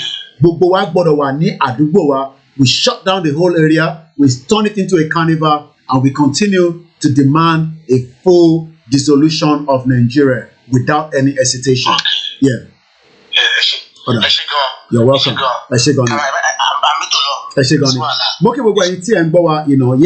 we expect as many people, to, celebrate with us tonight. And as we're taking more calls, I will also still be giving more time for you to call in as well. I know there's somebody calling on this line, even though it's not an official line. But let's take that number anyway. Hello, caller. Yes, sir. Good afternoon. Good evening from here. Good afternoon from your other side. Good evening. The Lord bless you. Amen. Thank you so much for the information. Thank you. Congratulations to the Biafra. Thank you. We give glory to God. I just have a suggestion, and I believe somebody else suggested it earlier. Okay. I don't know how far or how ready Biafrans are. Okay. But if possible, can we declare on the same day? Can we declare? Okay. All right. Freedom on the same day. Okay. Very, security information, but I'm sure there'll be a lot of discussion. I'm sure they have their own plans, but again, even if that is going to happen, that is not going to be something that will be mentioned on a social media like this. But definitely a good suggestion there, and I'm sure when I talk to those from the Biafra, I'll be asking them few questions, and I'm sure they'll be also asking me some few questions. But I'm sure, as a lot of people are skeptical about the Biafra, I have always say they are fighting the same cause like us. If the British never put us together, we will not be in the mess we are all in as we speak right now. But a very good suggestion. But like I said, even if that is going to happen, it will never be something that will come out into the public consumption until that same day. Thank you. All right. Thank you so much. As we continue to celebrate, Nnamdi Kanu, if you've just joined us, I've been acquitted and discharged. I've told you the meaning of those two words. You can check it out yourself. Hello, caller. Holy, holy, Nnamdi Kanu is another savior. Holy, holy, holy, holy, holy, Nnamdi Kanu. Sunday IGBOHO is another savior. Hello, caller, go ahead. Ekabo. Adúpẹ́ fọ́lọ́run. Ṣínà ló ń bẹ̀rẹ̀ láti Èkó. I'm going, sir. Adúpẹ́ fọ́lọ́run inú mi dùn gan. Ọmọ Ìgbò ẹgbẹ́ omi, mo sọ wọn gbogbo lẹ́nu yìí, wọ́n ti rí bí ìṣẹ̀lẹ̀ ní nínú wọn bí nígbà.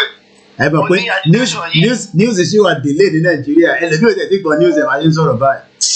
Shit the country. Kódà mo mọ Ìgbò kan ni mò ń wò tèmi fi rí. Okay. Mo ṣàṣọ ọ̀pọ̀ èyí mo ní wọ́n ti rí nìkan bí tòsí èmi ti ń wọ́ọ̀jẹ̀. Mo náà ti release ẹ̀ ọ́ àwọn ìwọ̀n ti believe náà. Tọ́wọ́ ti gbọ́ news ẹ̀ lọ́dà láti wọ́n á believe. Pẹ̀lú eléyìí ti ọ̀nà àdúgbò lọ́wọ́ Ọlọ́run báyìí sí movement yẹn Ọlọ́run ti perfect ẹ̀ fún gbogbo wa. Ó máa ṣe lágbára Ọlọ́run. Thank you so much. Àwọn tó dẹ̀ ń lo ọkọ̀ méjì kò sí wọn lọ́wọ́. Well, it's entirely up to them. Tọ́ba pé lọ́kọ̀ méjì is entirely up to them. They have the right. But one thing is the Biafra will go, Arewa will go. Nigeria will divide into multiple nations because Nigeria was never one nation. It is the British that put it together, and we must wind it down. By not renewing a new election that will keep everybody in Nigeria for the next 4 years. Even if you are doubting that, it will eventually be something. Oh my, Yoruba nation. Elephant in land, we kill it from different angles, you know. And I'm sure that it's a big elephant. And you have to kill it from different angles. If not, Nigeria will wake up again. I don't want Nigeria to wake up because it's a shithole country. Mr. Bamidele, I have your number there. Thank you so much. Let's go straight, and take more calls as we have it as well.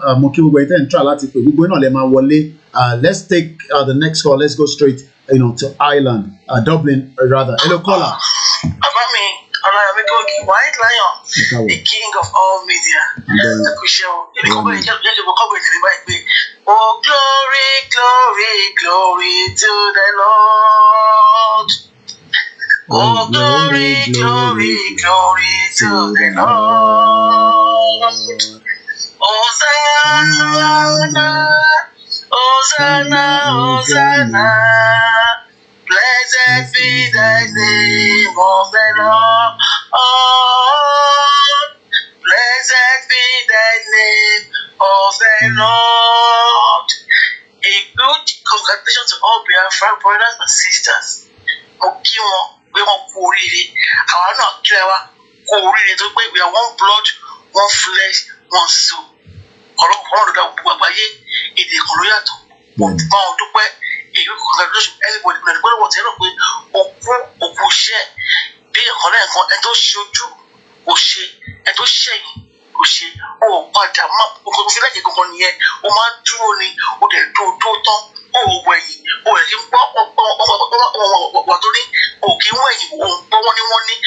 forward, and that's all this to be a leader, and that's ways forward. Like that, what was the money? What you face, what you want to do, is that anytime when you want, that what you feel like go come, you know. But really, when you feel like around, go in shy so, go in shit, go. I go away around the door, I'm not sure to shy you. Go the lead toes, we will see that the Kanu, go in get here. Go to the Costoni, holy. In Nnamdi Kanu, is another savior. Holy. Sunday IGBOHO is another savior. Oh yeah, more. I don't watch any. What if I did know I did? It takes two to tango. Ben.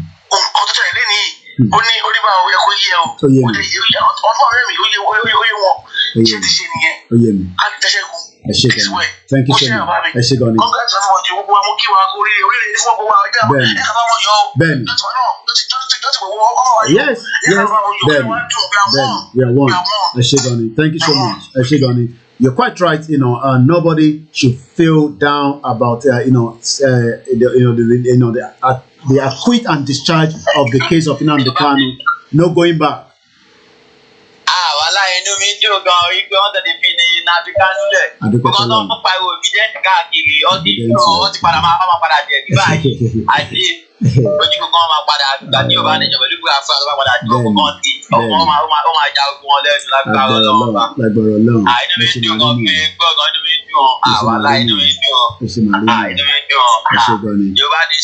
No going back.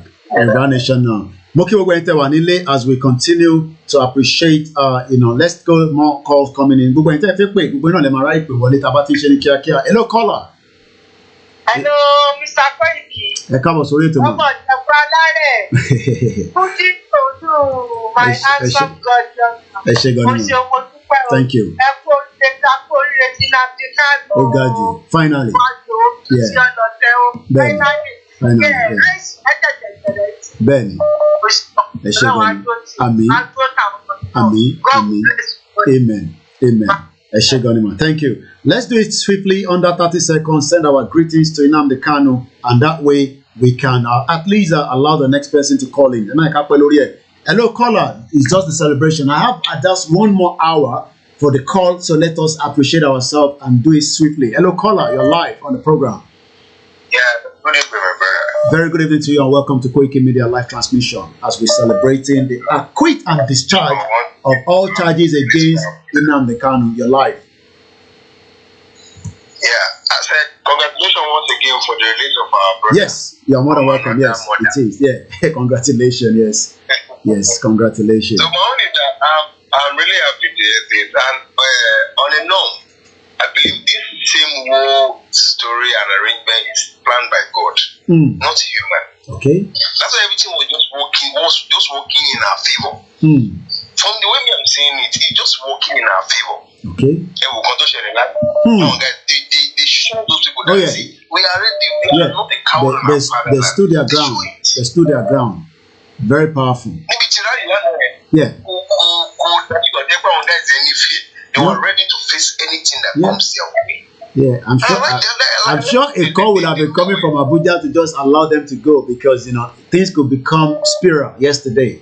I'm sure there was a call from Abuja. I won't be surprised that there will be a call from Abuja. Yeah. How can you go and remove a sticker of Yoruba Nation?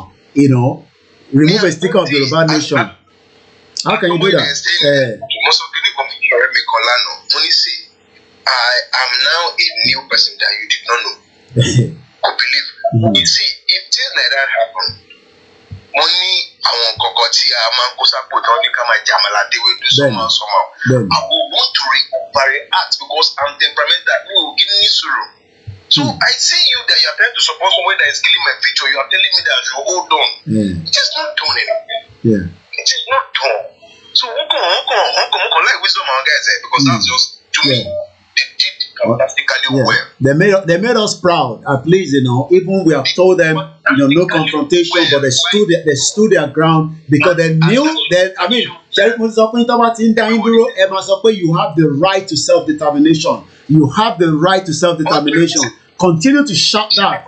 Do a voice note, send it into a group. Do that, and that way, go ahead and to the studio line. But the other number, when you call this, finish up. I'm going. My point is,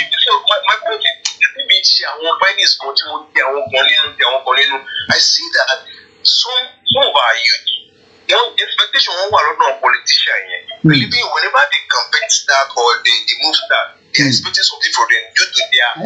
It's normal now. Election in Nigeria is like a carnival. Bit and bit is gonna drop. From small rise. Some people are gonna get Okada. Some people are gonna get a car. Some people are gonna get printing job. So it's like an excitement. An excitement to renew a failed country that has failed every single one of us. Whether you are an Hausa, it has failed you. Whether you are a middle belt, it has failed you. It has failed every one of us, and we cannot allow to renew that same contract for another election. Of course.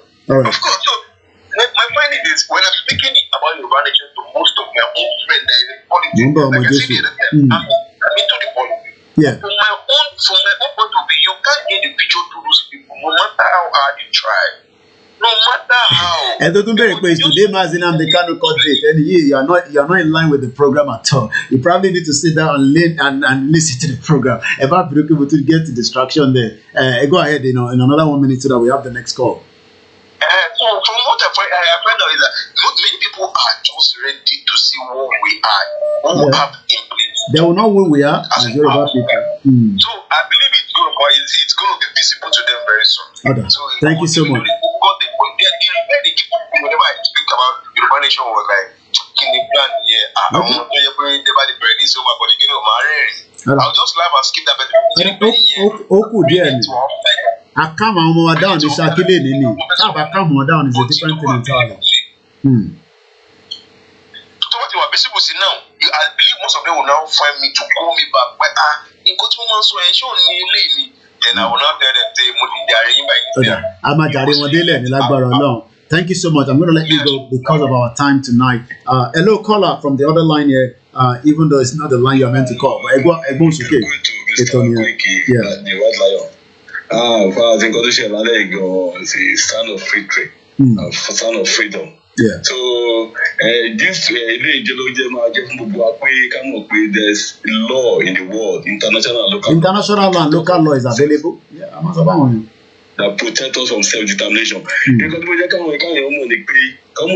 This is 2022, not in the 60s. People go and share that this is a jet age, think of flying 1 minute around the world. So the information goes around, so the janjaweed or anything, they don't respect their laws. So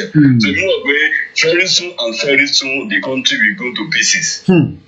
We go to pieces. The Biafra will come, the door will come. Everybody will go their separate ways. So All my suffering job, I think people are just waiting to see what is going to happen. The Nigerian government will be told not to take what they plan to do. They don't have a plan. They have definitely. Somebody was saying to me in the audio I listened to, wanting to Kano jet. Money, that's fine.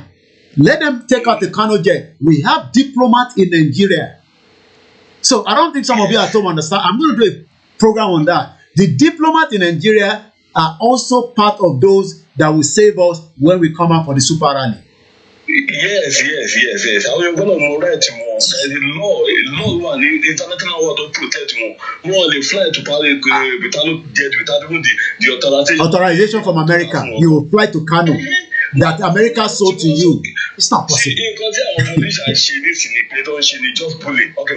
That's what I've told people. Bully you for nothing, and we must not tolerate that.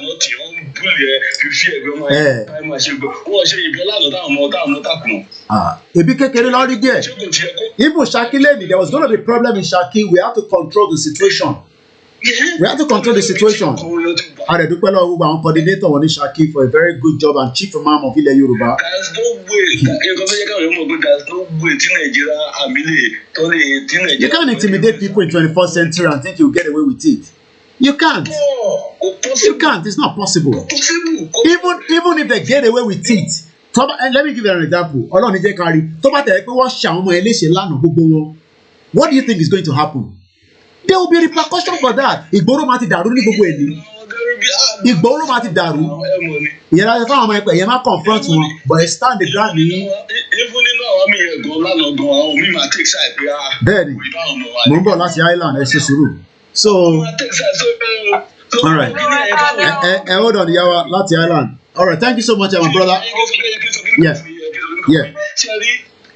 BT ayé ń lọ yìí yẹn 2015 ó tún wá yàtọ̀ 2023. Àti pa 2015 backwards nìyẹn. Ẹmọ yẹn nǹkan tó ti change. Ẹmọ yẹn apps tó wà lórí Play Store. Àwọn èèyàn mọ yẹn apps tó wà lórí Play Store. Ẹmọ yẹn apps tó wà lórí iOS. Some of you don't even know the importance of this phone. Anyway, I'm gonna let you go because yeah. Àwọn bàbá kan wá tó sọ fún wa ṣe bí ẹ̀bà àgbàdo ẹ̀wà ní sẹ́ńtúrì yìí. Ní sẹ́ńtúrì yẹn. Lórí bá yẹn sọ̀rọ̀ yìí bí mo ṣe rìn lọ mo lè chájì fóònù mi mo lè chájì mítà mi gáàsì mi. Lórí smartphone mo lè tọ́nà ọdún lémi tí bá wà níta lórí smartphone. Ìyàn kan sọ̀rọ̀ ìgbọ́dọ̀ ẹ̀ tẹ ẹ̀wà àti gàrí. Àwọn èèyàn wá sọ̀rọ̀ gàrí ẹ̀bà. Idiotic thing. Thank you so much. Thank you so much. I'm gonna let you go. Hello, caller, Yawa láti Island. Ẹ má bínú pé I hold you a little bit there. Kò sí wàhálà ẹ̀ka aléṣẹ́ dáadáa lẹ́wọ̀n. Adúpẹ́ fọlọ́run. Àwa ni ẹ mọ̀. Odò àgbè wa. Kò ní gbé ọ̀dàlẹ̀. Ọ̀dọ́ mo ti sẹ́ni ní mẹ́sẹ̀jì ẹ̀ tí reply mi. Ẹ má bínú, màá check. Kò sí problem. Inú mi kù lọ́tún lálẹ́ àná. Wow. Ìkan nínú àwọn brothers wa kan tí mo mọ̀ nílé tí mo bá wọn sọ̀rọ̀ Yorùbá àwọn náà ní interest gan. So wọ́n wá láwọn máa sọ fáwọn aládùúgbò wọn. So ìgbà tó dijọ́ Monday mo ṣàlàyé fún wọn pé kọ́ máa lọ gbára wọn di pé mega rally any moment from now kọ́ lọ ránjẹ sílé kọ́ dẹ̀ lọ get ara wọn ready fún mega rally and all that. Alẹ́ àná nìkan bí aago 10 ti kọjá ni mo rí kọ́ọ̀lù pé this too late kí ni bọ̀dá yìí fẹ́ mo ṣàgbé kọ́ọ̀lù wọn. Lọ́wọ́ ní àkíjọ kí n má bínú pé àwọn ọ̀dọ́ àdúgbò wọn làwọn kó jọ. Àwọn wá ní káwọn pè mí kí n ṣàlàyé fún wọn bí Yorùbá nation ṣe ń lọ. Ẹ wò for more than 40 minutes ni mo fi wọ́n people wọ̀nyí sọ̀rọ̀. Àwọn tó àbíbá ìbẹ̀rù wà lọ́kàn wọn àyẹ̀wò dẹ̀ there's no doubt. Yeah, there's no doubt. Yeah. Lórí ọwọ́ tá a wà yìí Yorùbá nation ti dúró kò sí kòkó tó lè mí mọ́. And those guys are fully ready. Àwọn ìjọba máa ń gbọ́dọ̀ wọ̀nyàn máa ń gbọ́dọ̀ máa ní àwọn èèyàn ti ready wọ́n ti ready ó tọ́ ni kò sí rọ́nú ẹ̀ o. Wọ́n dìde sọ̀tọ̀ wẹ̀ more than 20. Tó ń gbé fóònù ẹ̀ sórí spíkà tí mo bá wọn sọ̀rọ̀ lálẹ́ àná. They are all ready. Gbogbo tó ń ṣẹlẹ̀ nílùú ẹ̀gbọ́n ó ti sún wọn tó sún ọjọ́ mẹ́gà rally ẹ̀gbọ́n gbogbo everybody dúró dè ní Nàìjíríà báyìí nísìnyí. Ó ti ń súnmọ́ bọ̀ ẹ ṣe gan-an. So our guys are ready. Ẹ jẹ́ ká máa jíjà ọ̀ṣun wọ́n ṣàlàyé mo ti fún wọn ní líǹkì ìbò tó máa wà àwọn programs wa okay all right ẹ small voice message just to give them more encouragement. Somebody already asked that there's going to be short video and short on the voice note. I'm within the next 48-72 hours. Somebody already said the same thing. We will let short videos and voice note that they can send around. I'm going to do that. wọn jù. I'm gonna do that definitely. And my son message saying we will give them at least some 30 flags. Níbi tí ẹ ti bá wa sọ̀rọ̀ ẹ má dárúkọ àdúgbò ẹ má bá yín sọ̀rọ̀ later. Thank you so much. We will send 30 flags to them, just to appreciate them there. The calls are still coming. They're coming in very, very fast, and I'm still taking them. I only have about less than 40 minutes or 50 minutes. Hello, Grandma. It goes okay. Slow it one slow it Okay. Your man back when congratulations. Check the program yẹn lọ live, yeah. Congratulations, Nnamdi Kanu. Yes. Congratulations, I'm so happy. God will continue to strengthen him. He will reach his goal in Jesus' name. Amen. But at once, I'm so happy with our boys. People will want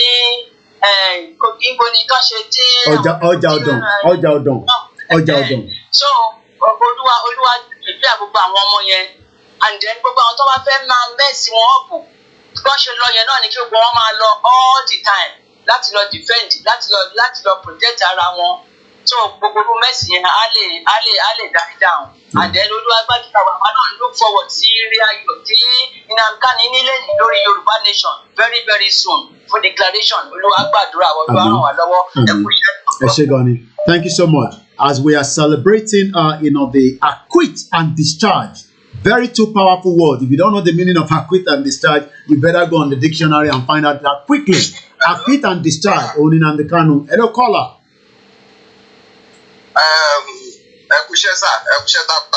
Àwa nìyẹn. Mo ti pè tẹ́lẹ̀.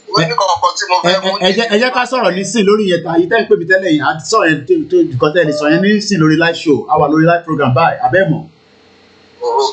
Ṣé mọ̀ pé mo wà live abẹ́mọ̀? Mo notice nípa ẹ̀ wà live. So ìtẹ́fẹ́ sọ yẹn kò ń ṣe tafẹ́ sọ lórí live now, so ẹ bá ń pè mí tẹ́lẹ̀ a máa sọ yẹn later ká lè discuss yẹn nísìn náà àbí ṣé nǹkan ta lè sọ lórí live ni? Ó yẹ kẹ́yìn mọ̀ yẹn náà. So ẹni tó fẹ́ yá báyọ̀ sọ̀rọ̀ tí ẹ mọ̀ pé mo wà live ẹ pè mí lẹ́yìn ìgbà tí n bá sí live kò ń ṣe nìkan lẹ́yìn tí a láti pẹ́ máa ṣe sùúrù ní má bínú so ẹ máa ṣe sùúrù ní when I'm live and then you have something important to say don't even try to say because it might not be something that everybody needs to hear. Hello caller, mo ń bọ̀ láti France, ìyá mi ọ̀jọ̀ ra mo ti rí miss call yín, we're taking all the calls as it comes. Hello caller, ẹ go live, à ń gbọ́ yín. White lion. Òpó méjì. Ẹ kú ètò nìyẹn. Olúwa máa ràn yín lọ́wọ́. Àmín Jésù Kristi. Ẹ ṣé o. Adúpẹ́ fọlọ́run. Agbára Ọlọ́run gbogbo nǹkan tẹ́ bá dáwọ́lé ló máa yọrí sí. Àmín Jésù Kristi. Láti Èkó mo ti ń pè. Ẹ ṣé gan ni ẹ̀gbọ́n mi. Thank you so much. Ẹlẹ́ẹ̀kejì tí mo máa pè sórí ètò yìí lélẹ̀. Wow, ẹ ṣé gan ni. Ẹ ṣé gan ni. Bẹ́ẹ̀ni. Ẹ ṣé gan ni sir. Mo máa ń jẹ́ ẹ̀mí. Kò sí pàtẹ́ ìbọ́sítà báàgì ìbọ́ta pẹ̀lú. Ẹ ṣé gan ni sir. Thank you so much. Ọlọ́run máa strength yín. Àmín. Ẹ gbàgbé pé bóyá àwọn èèyàn kan ò gbọ́ àwọn èèyàn ti gbọ́. Kábíyèsí ẹ̀. Ìgboro máa mì. Tó bá yá àdúpẹ́ fọlọ́run. Agbára Ọlọ́run. Mo sọ fún yín ẹlẹ́ẹ̀kejì tí mo máa pè sórí. Mo rántí voice yín yẹn dáadáa láti Èkó. Mo rántí bẹ́ẹ̀ ṣe sọ́gan náà nígbà yẹn náà nìyẹn pé ìgboro máa mì. Bẹ́ẹ̀ mo rántí. Lórí ọ̀kadà nínú mọ́tò ìyìnrere ń lọ. Àwọn èèyàn support wa ni wọn oppose wa. Adúpẹ́ fọlọ́run. So kò ní sí hostility when we come out. Kò ní sí báwọn yẹn máa wà pé kí lè lè kẹ́. Ẹja máa wòran. Kàdúpẹ́ fọlọ́run. Thank you so much. Gbogbo àwọn ènìyàn tá a rí lẹ́yìn àwọn olóṣèlú yìí. Bẹ́ẹ̀ni. Wọ́n máa yà wá lẹ́nu pé àwa gẹ́gẹ́ la ní èrò yẹn kì í ṣe àwọn. Adúpẹ́ fọlọ́run. Ọjọ́ yẹn lẹ máa tó mọ̀. Ó dà. Ẹ ṣé gan ẹ̀gbọ́n mi. I love that kind of spirit, when people call in and they are saying that àwọn bá àwọn èèyàn sọ̀rọ̀ lórí grassroots, because grassroots gangan ni a lot of people don't understand that they are hearing the message. Ó lè má pọ̀ bit and bit, but wọ́n lè má get the whole understanding where we need to go. Nnamdi Kanu talked about freedom, liberty, fairness, equity and justice. You have none of that in the Shito country. Hello caller láti Paris. À ń gbọ́ yín sà. À ń gbọ́ yín sà, ẹ káàbọ̀ sà. Ẹ pé sọ bá mi, wọ́n ti wò, a máa ju níṣẹ́ o. Àṣẹ Èdùmàrè bàbá. Àṣẹ o. Bàbá mi, ṣẹ́rí, I'm so ṣẹ́rí, inú mi dùn, I'm so excited. Ẹ ṣé gan-an. Ẹni wọ́n ní ọdún láyé yìí, mi kò fẹ́ sọ̀rọ̀ dín pé mo fẹ́ kọrin méjì kan ni. Gbogbo ọ̀nà ẹ ṣé. Ẹ ṣé o, ní gbogbo ọ̀nà ẹ ṣé o, bàbá. Gbogbo ọ̀nà, àmọ́ bá wa. Lórí Yorùbá nation àti Biafra. Àdúpẹ́. Ní gbogbo ọ̀nà ẹ ṣé o bàbá. Tàlàbà fi ọwé. Kábíyèsí Elédùmarè. Kábíyèsí Elédùmarè. Ọlọ́run tó jọ lọ Tàlàbà kó sẹ́gbà ṣé ìwọ̀n ẹgbẹ́ sọ. Ìwọ̀n ẹgbẹ́ sọ tó ní pé ẹnu ọkọ̀ ò ní kan. Àmín. Ohun bí ọpẹ́ bí ìkọ̀lẹ́ Praises name bẹ́ẹ̀ ni. nínú Yorùbá nation lẹ́nu Biafra lágbọ́ lọ láìpẹ́ láì jìnnà ilé ológun tá a lè yàmá débẹ̀. Àmín Jésù Kristi. Àmín. Wọ́n ti pẹ́ lẹ́nu wọn. Àmín. Wọ́n fi pé àwọn bàbá àgbà yẹn ni. Àmín. Tọ́wọ́ ti jà díẹ̀ tọ́wọ́ ti gbó fún ọ. Wọ́n padà sẹ́yìn. Wọ́n jà díẹ̀. Wọ́n gbó jẹ àtẹnujẹ wọn tún padà. Àwọn tó ń bí láti 1970. Mo rí ẹ̀mbẹ́ àkànjú. Ọ̀dà. Bẹ́ẹ̀ni kò sí ọba bí Ọlọ́run kò sí àdúró dédé. Heaven máa sọ̀kalẹ̀ gan ọba wa ń bẹ̀. Ẹ ṣé gan ni láti Paris ẹ̀gbọ́n mi. Mo ń gbọ́ yín. Ẹ ṣé gan ni, thank you so much. When people think that when we started this agitation, they thought we were joking, they thought we were not serious. Let's go to grammar. Emil background, Emil grammar. Nígbà tí mo jí lóru grammar mi yìí, mo ní ẹ̀ kì í sùn ní grammar, mo ní ẹ̀ kì í sùn ní grammar náà níbi náà kì í sùn ní. Bẹ́gbẹ́ bá dára látọ̀dọ̀ olórí ẹgbẹ́ ni. Bẹ́ẹ̀ olórí ẹgbẹ́ ni.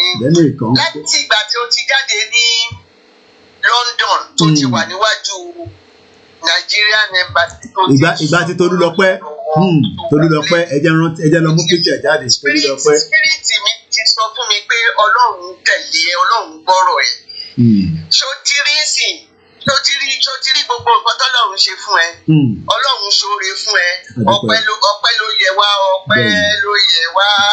Bàbá olóore ìyìn ló yẹ wá. Ọlọ́run wá kò sáànà yẹ ọ́.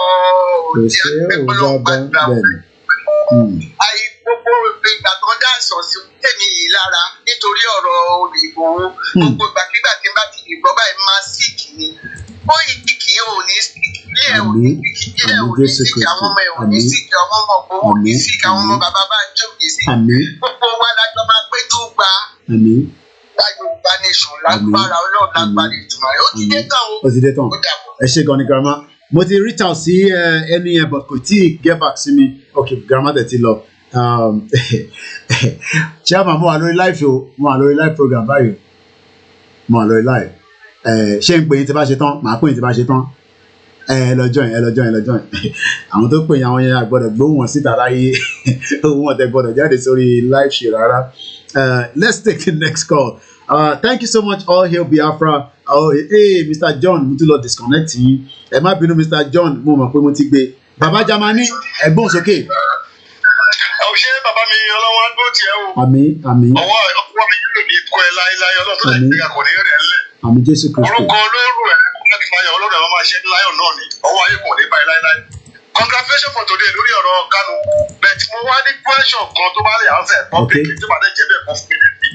Ṣé wọn fún Kanu ní condition tó yẹ kó máa bá nǹkan tí wá jẹ́? Okay, all right. Madam, tẹ́ bá ti drop. All right. tí bá ti dọ̀. òkè yẹn ni ó pè mí sí ọmọ tiwa ló dùn mí abáwọn dúpẹ́ tiwọn ṣùgbọ́n tiwa ní tiwa. ọmọ wa àná ohun tí wọ́n ṣe lánàá mo wò láì wọ́n surprise gbogbo ọmọ Yorùbá wọ́n lè sọ fún wa pé Yorùbá ti dúró tán wọ́n tún wá fi yé wa pé ọmọ Yorùbá òdodo làwọn wọ́n kì í ṣe ọmọ àlè gbogbo ọmọ Yorùbá pátá wọ́n bàbá wa ṣàdúrà fún ọmọ ọjà ọ̀dọ̀ wọ́n ṣòpin ọmọ gidi ni wọ́n lè wá lórí. so ìyẹn ní pàtàkì fún wa o bí àwọn ọjà àdúrà ṣe ṣe gbọ́dọ̀ fẹ́ gbogbo ọmọ Yorùbá kọ́lọ́ mẹ́kọ̀ọ́ fún ẹ̀mí wọn. àwọn kan sọ pé kí la dé ńlẹ̀ ìjà ti palẹ̀ mọ́ ọ̀rọ̀ yóò ní ìtìpalẹ̀ mọ́ gidi kọ̀ọ̀kan tàbí rẹpẹtẹ kọ̀ọ̀kan. àti ní ká ní láti ìpalẹ̀ mọ́ oní tá a máa fi dìfẹ́ǹdì ara wa ó ní àpá bàbá máa máa ṣe yẹn. after that dókítà ni ọ̀rọ̀ lọ́yà ni táwọn kan sọ a ò ní ìdí yẹn ìpàdé bá ti dá sílẹ̀ gbogbo tá a bá fẹ́ máa bá wa níbẹ̀ ká dá sílẹ̀ ni àti ṣetán àti rẹ́dì ohun tó bá gbà lá máa fún un kọ́ ọmọ Yorùbá kó má bẹ̀rù. Mute background ni kàlùbọ̀ hold on Mr. Adéjùn mute background ẹ ṣé gan ni thank you so much. Hello Mr. Adéjùn ọ̀rẹ́ ẹgbọ́n sókè. ẹ kálẹ́ sà. ẹ kálẹ́ dáadé ẹ ra sà. ẹ kò sọ ọ̀rọ̀ adúró ti yan. àmì Jésù Kristi. náà wo ní ti ẹ̀jẹ̀ káwọn sọ̀rọ̀ tó ẹ̀jẹ̀ kan sọ̀rọ̀. Mo gbọ́ yín. Ó jẹ́ ìyàlẹ́nu fún mi. Okay. Inú mi dẹ̀ dùn gidigidi pé mo ní àwọn òkè ọ̀dẹ̀ lánàá ìtọ́sí lánàá. Inú mi dùn gidigidi pẹ̀lú ọ̀ṣọ́. Kíní kan ni mo mọ̀ lákèsí. Mo gbọ́ sà. Nígbà tí mo sì wà nílé tí mo lọ sí ọ̀nà Kọ́tọ́. Bẹ́ẹ̀ni. Ibi tó ń lúkọ sí àwọn sójà tó sọ̀rọ̀ di barracks yẹn. Wọ́n ò sí bẹ́ẹ̀ mo dẹ̀ fúgbọ́. Ọ̀mí kò sọ pé kí wọ́n máa fi wọ́n dábẹ́sì yẹn síbẹ̀ yẹn. Oh, mo ti mọ ibi tẹ́ ẹ̀ sọ yẹn tó wà lórí títì on the right hand side báyìí. Ẹ ti géètì ẹ̀ o. Ọmọ kọ́ àwọn bíi sójà bíi méjì síbẹ̀ tó ń ṣe patrol níwájú bẹ̀ mo ń gbọ́ yín. Ẹ ti géètì ẹ̀ bọ̀ bí síbẹ̀ mo sì bẹ̀ di barracks torí Ìgbòho Ṣàní. Kò sí kan méjì. Kódà. Tó bá ń bọ̀ ìpè bèbè ló máa gbà kọjá. Afẹ́fẹ́ wọ̀ kí má fẹ́ fẹ́ lágbára Ọlọ́run ẹ má wọrí nípa yẹn ẹ jẹ́ ká fìyàn sílẹ̀ afẹ́fẹ́ ni wọn ní má fẹ́ fẹ́ lágbára Ọlọ́run so táwọn ọ̀nà táwọn bá ń rò Elédùmarè ló fi ṣiṣẹ́ kò ń ṣe Ìgbòho ló fi ṣiṣẹ́ so Ìgbòho ní Ọlọ́run ló ní ẹ̀mí òun wọ́n wọlé wọ́n fi pa títí dọ̀la Nigerian government ṣì ń wọ́ndà pé kí ló dé tó rí pa sínú ilé so Ọlọ́run tó dẹ̀ pa sínú ilé ẹ jẹ́ ká fi ìtókù sílẹ̀ Ọlọ́run ló ní kò dẹ̀ ń ṣe Ìgbòho ló fẹ́ jáde gbogbo ọmọ Yorùbá ló fẹ́ jáde. Ẹ má o èyí tún stress bàbá èyí tún padà sẹ́yìn báwo lè ṣe tún padà sẹ́yìn àti mọ̀ náà ló ní ẹ̀yìn èèyàn abẹ́gbàlagbà nìyí ẹ tún sọ pé bìkan nìyàn fẹ́ gbà anyway nìyàn lè gbà ó lè tọ́jú òun kó sọ̀kalẹ̀ kí lè ń sọ bàbá Ọlọ́run fẹ́ jáde ẹ nígbàgbọ́ ni bàbá ẹ má tún padà sẹ́yìn ẹ fìyẹn sílẹ̀ bàbá mi ibìkan nìyàn fẹ́ gbà mo gbọ́ yín.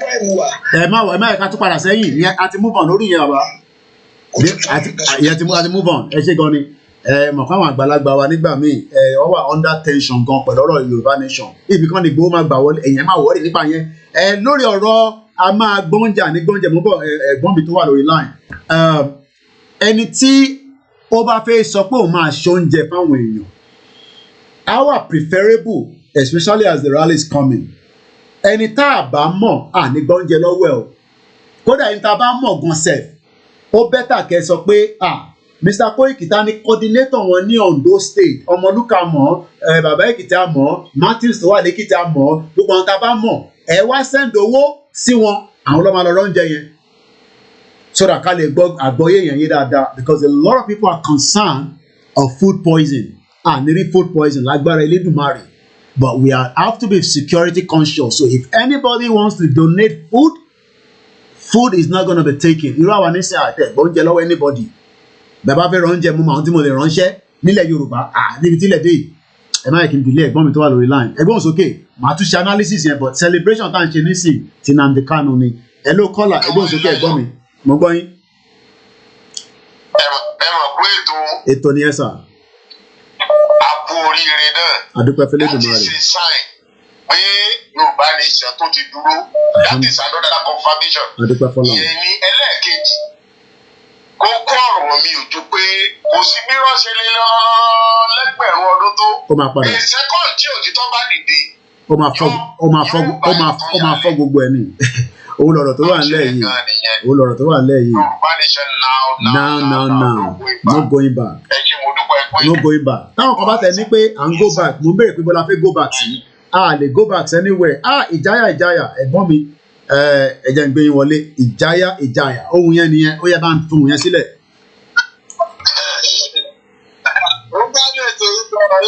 Ó ga jù. À ń gbọ́.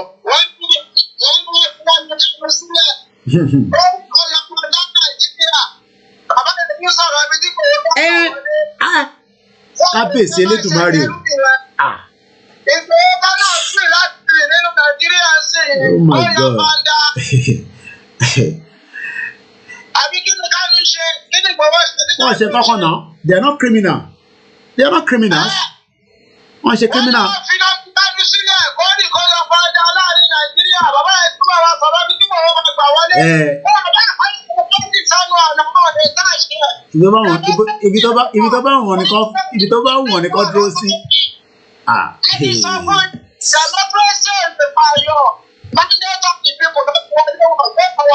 Inú àti Tolú lọ pẹ́ ní ẹ̀rọ àti mo lọ sẹ́ńbà sí.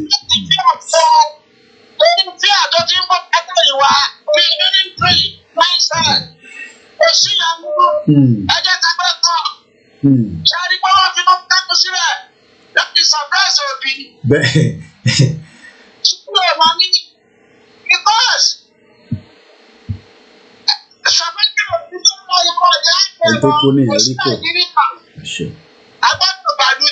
Ben, to confirm.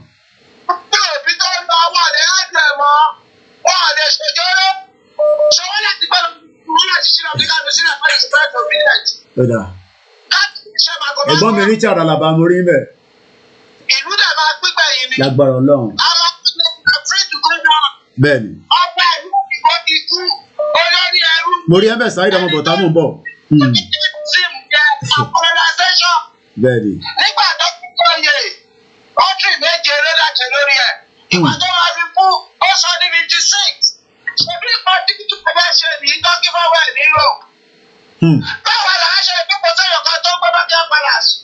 Tí òun bá ṣe ń lìbí sáré fún àtàjẹkùlẹ̀. Tébí pa wá, tí à ń jẹ wá. Tébí pa wá, tí à ń jẹ wá. Ṣé ìpínpọ̀ bá kú ọ nínú ìpínpọ̀ bá àwọn ọ̀dọ́ ẹ̀ nínú? Mo rí bẹ́ẹ̀ Yami Yemi sí Paradise. Mo kí o gba ìdáwà lórí Instagram, wọ́n lọ. Ṣé bá òun ti pẹ́ ní àtìgáríjì bóyá fẹ́ òun ìlú ẹ̀? Ṣé pẹ̀lú apariwo? Ọ̀pọ̀ ẹ̀mí lọ́kọ̀ wá sí. Bẹ́ẹ̀ni. Ìgbà tó wọ́n ní slavery kìrìmì nìyẹn. Wọ́n fẹ́ kẹ́rù pọ́ọ̀bù mọ́ lórí omi. Torí pé bá ṣe ń wọ́wọ́ ẹ̀ ń pariwo. Wọ́n ní ẹ kíìpù wọn sílùú wọn. Ọwọ́ mú àwọn ọba wa, wọ́n fún wọn lẹ́kùn jẹ. Àwọn ẹ̀ tọ́jú wọn sábẹ́. Wọ́n mú àwọn olórí wa, wọ́n educate wọn. Ẹ̀rí táwọn ẹ má dárúkọ ẹ̀rí táwọn ọba ti ń gba ọdún gbà award. Odindi ọba nílẹ̀ Yorùbá. Mo rí bẹ́ẹ̀ rí. Allocation tó ń kókó state wọ́n fún ó ṣe 5% fún wọn. Mo kí ìyá tó bí mi lọ́mọ ọ̀dọ́ bàjẹ́ fún mi. Wọ́n yẹ fún bàbá wọn nìyẹn. Ẹ wá ní káwọn àjọpọ̀ sọ́kọ ẹrú.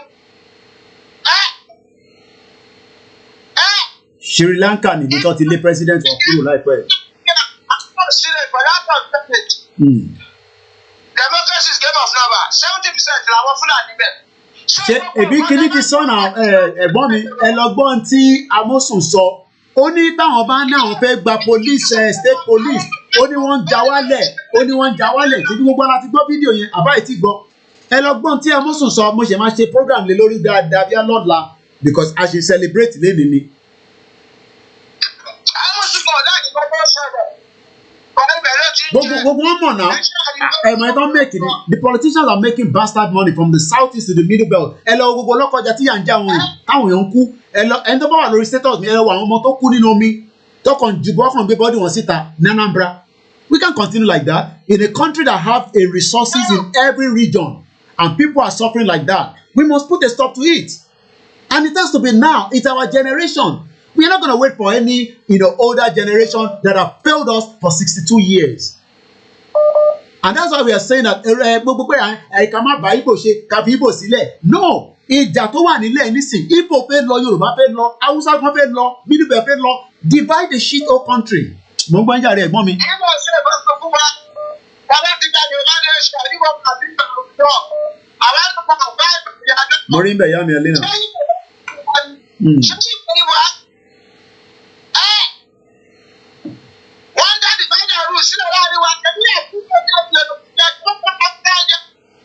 African Confidential, don't mind them.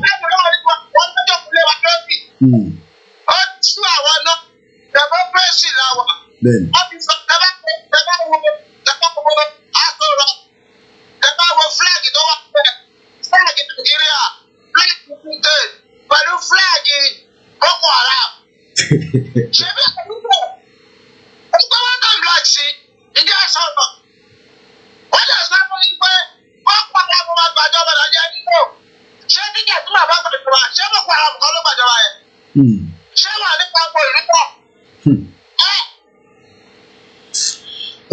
Ẹ ṣé gan ẹ̀gbọ́n mi kò ní bàjẹ́ fún yín so irú bàbá ẹ ṣé gan ni one love man ìjáyà ohun yẹn nìyẹn thank you so much one love man so gbogbo ẹni tó sì tún béèrè pé ibì kan ni Ìgbòho fẹ́ gbà wọlé ẹ̀yin kílẹ̀ máa wọ́rì nípa yẹn náà ibì kan ni Ìgbòho fẹ́ gbà wọlé ẹ̀yin máa wọ́rì nípa yẹn once again a very very good evening to those of you that have called us let's go straight back to France where we missed the call and ẹ jẹ́ àlọ́ sọ́dọ̀ ìyá mi Ọ̀jọ́rá ẹgbọ́n sókè ìyá alálùbáríkà.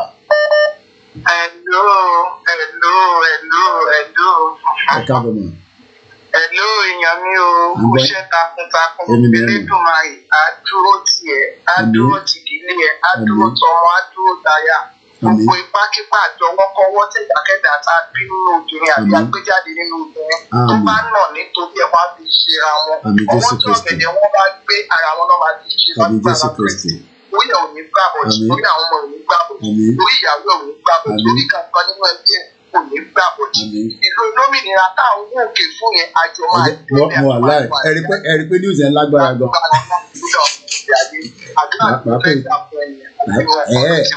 Bẹ́ẹ̀ ni lórúkọ Jésù Kristi. Ọmọ lọ́la, ọmọ release lọ́la, ọmọ ní choice. Ọmọ ní choice. Màá pè tí wọ́n parí program. Alright, ẹ jẹ́ fún mídíà wa ní priority because ó ti pè mí. Mo kí ìyá wa Chigbangbala fún ìnáwó tẹ́ ṣe fún wa ní àìpẹ́ yìí pẹ̀lú flag tí ẹni ká ṣe àti ìnáwó tẹ́ ṣe sí Àkúrẹ́ ní Ondo State. Mo kí gbogbo ọmọ Yorùbá pátápátá pé iṣẹ́ wa ń tẹ̀síwájú ni ìwọ náà ni mo kúkú fẹ́ pè ó máa bẹ̀rẹ̀ sí í sọ́ba má dárúkọ ẹ gbogbo yẹn ti mọ orúkọ ẹ má dẹ̀ fi account number sílẹ̀ má fi number sílẹ̀ ọ̀nà ìjọ mẹ́tẹ̀ẹ̀ta ni má forúkọ ẹ má fi number má dẹ̀ fi account number bọ̀ Saheed ọmọ bọ̀tá ló fẹ́ sọ̀rọ̀ yá gbóhùn sókè. Mo fẹ́ ibi tí a bá ti ibi táláyọ̀ bá ti yọ̀ káwa náà bá wọn yọ ní ìbọ̀dá mi. Mo gbọ́ ẹ. Mo kí wa kú oríire tí Nnamdi Kanu yìí náà. Ó ga jù mo kí mi àǹtí mi jèrè. Wẹ́rẹ́ náà ni. Wẹ́rẹ́ ni. Mẹ́gàrà yìí náà. Ó ń lòdù. Lódì ni. Bí kò ṣe jẹ́ à ń lòdẹ̀. pé àbájọ ilé ti ti Nnamdi Kanu lẹ́nu. Bẹ́ẹ̀ náà ni mẹ́gàrà yìí ṣe máa wọlé. Lágbára ilé ìdìbò yìí.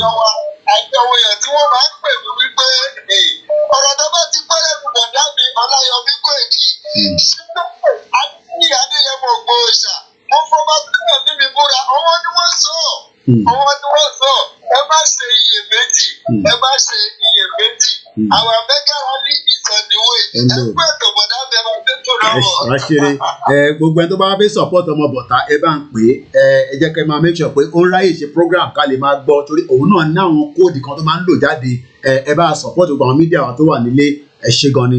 Nígbà tó lọ sí patí kan tí gbowó wọn á ní àwọn bọ̀tá tá ní bèbí tó gbé lọ yẹn àṣé kò ń ṣe bèbí mo ní ó ní mọ́ rẹ̀ mi wà láwọn jọ lọ́wọ́ mo ní kí n má tètè lọ pé ìyá àbèjì nílé ni o so gbà ọ̀dà ọlọ́run àbá wọn fi ṣọ́ ẹ̀ṣọ́ yín bẹ́ẹ̀ ṣe ń lọ tẹ́ ṣe ń bọ̀ wọ́n bá ti ń dá yín dúró ẹ máa sọ fún wọn pé ẹ ní right to self determination ẹ ní right to self mo ń gbọ́. Ọjọ́ kìí ti ẹ̀sọ́ tọkàn fún wa. Ṣẹ́ni approach ó mọ́tà ní ilẹ̀ Yorùbá ìgbógbó mi bí èmi máa ń gbé o tí àwọn ọlọ́pàá bá pàdé mi mi ò fi ṣàbòsí o. Àwọn ọlọ́pàá Yorùbá nation wọ́n ti ń fẹ́ Yorùbá nation.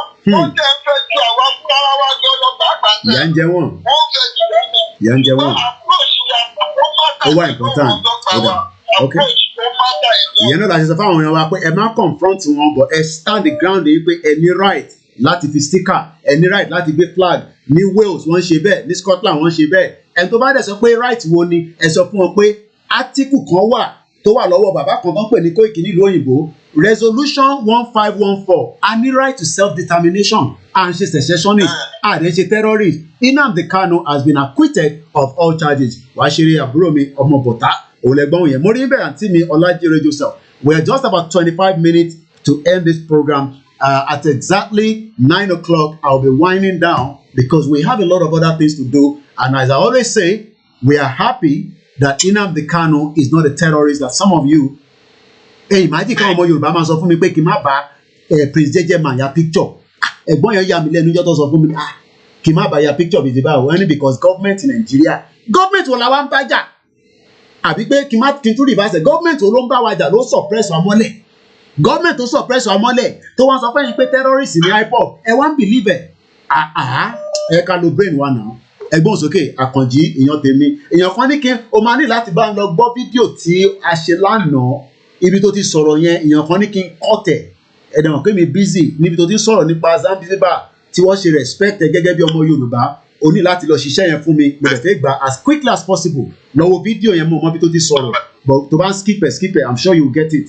Tẹ bá ti ń wò wá lórí show, tẹ bá rí ibì kan téèyàn kan bá sọ̀rọ̀, tẹ bá like ẹ̀, nígbà tẹ́yìn náà bá ń gbọ́ yẹn, ẹ lè kọ́ tẹ̀.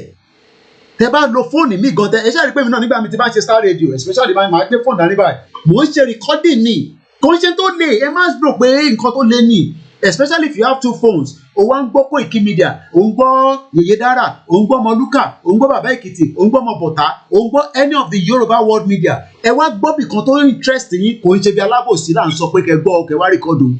Ibi tẹ fi ipò máa wúlò fún ọmọ Yorùbá, ẹ̀yin náà wá gbé fóònù yẹn, ẹ wá tẹ record lórí the other phone yín, ibo ṣe kò sí nǹkan tó lé bẹ́ẹ̀. Èmi ò ní time yẹn, a busy gan.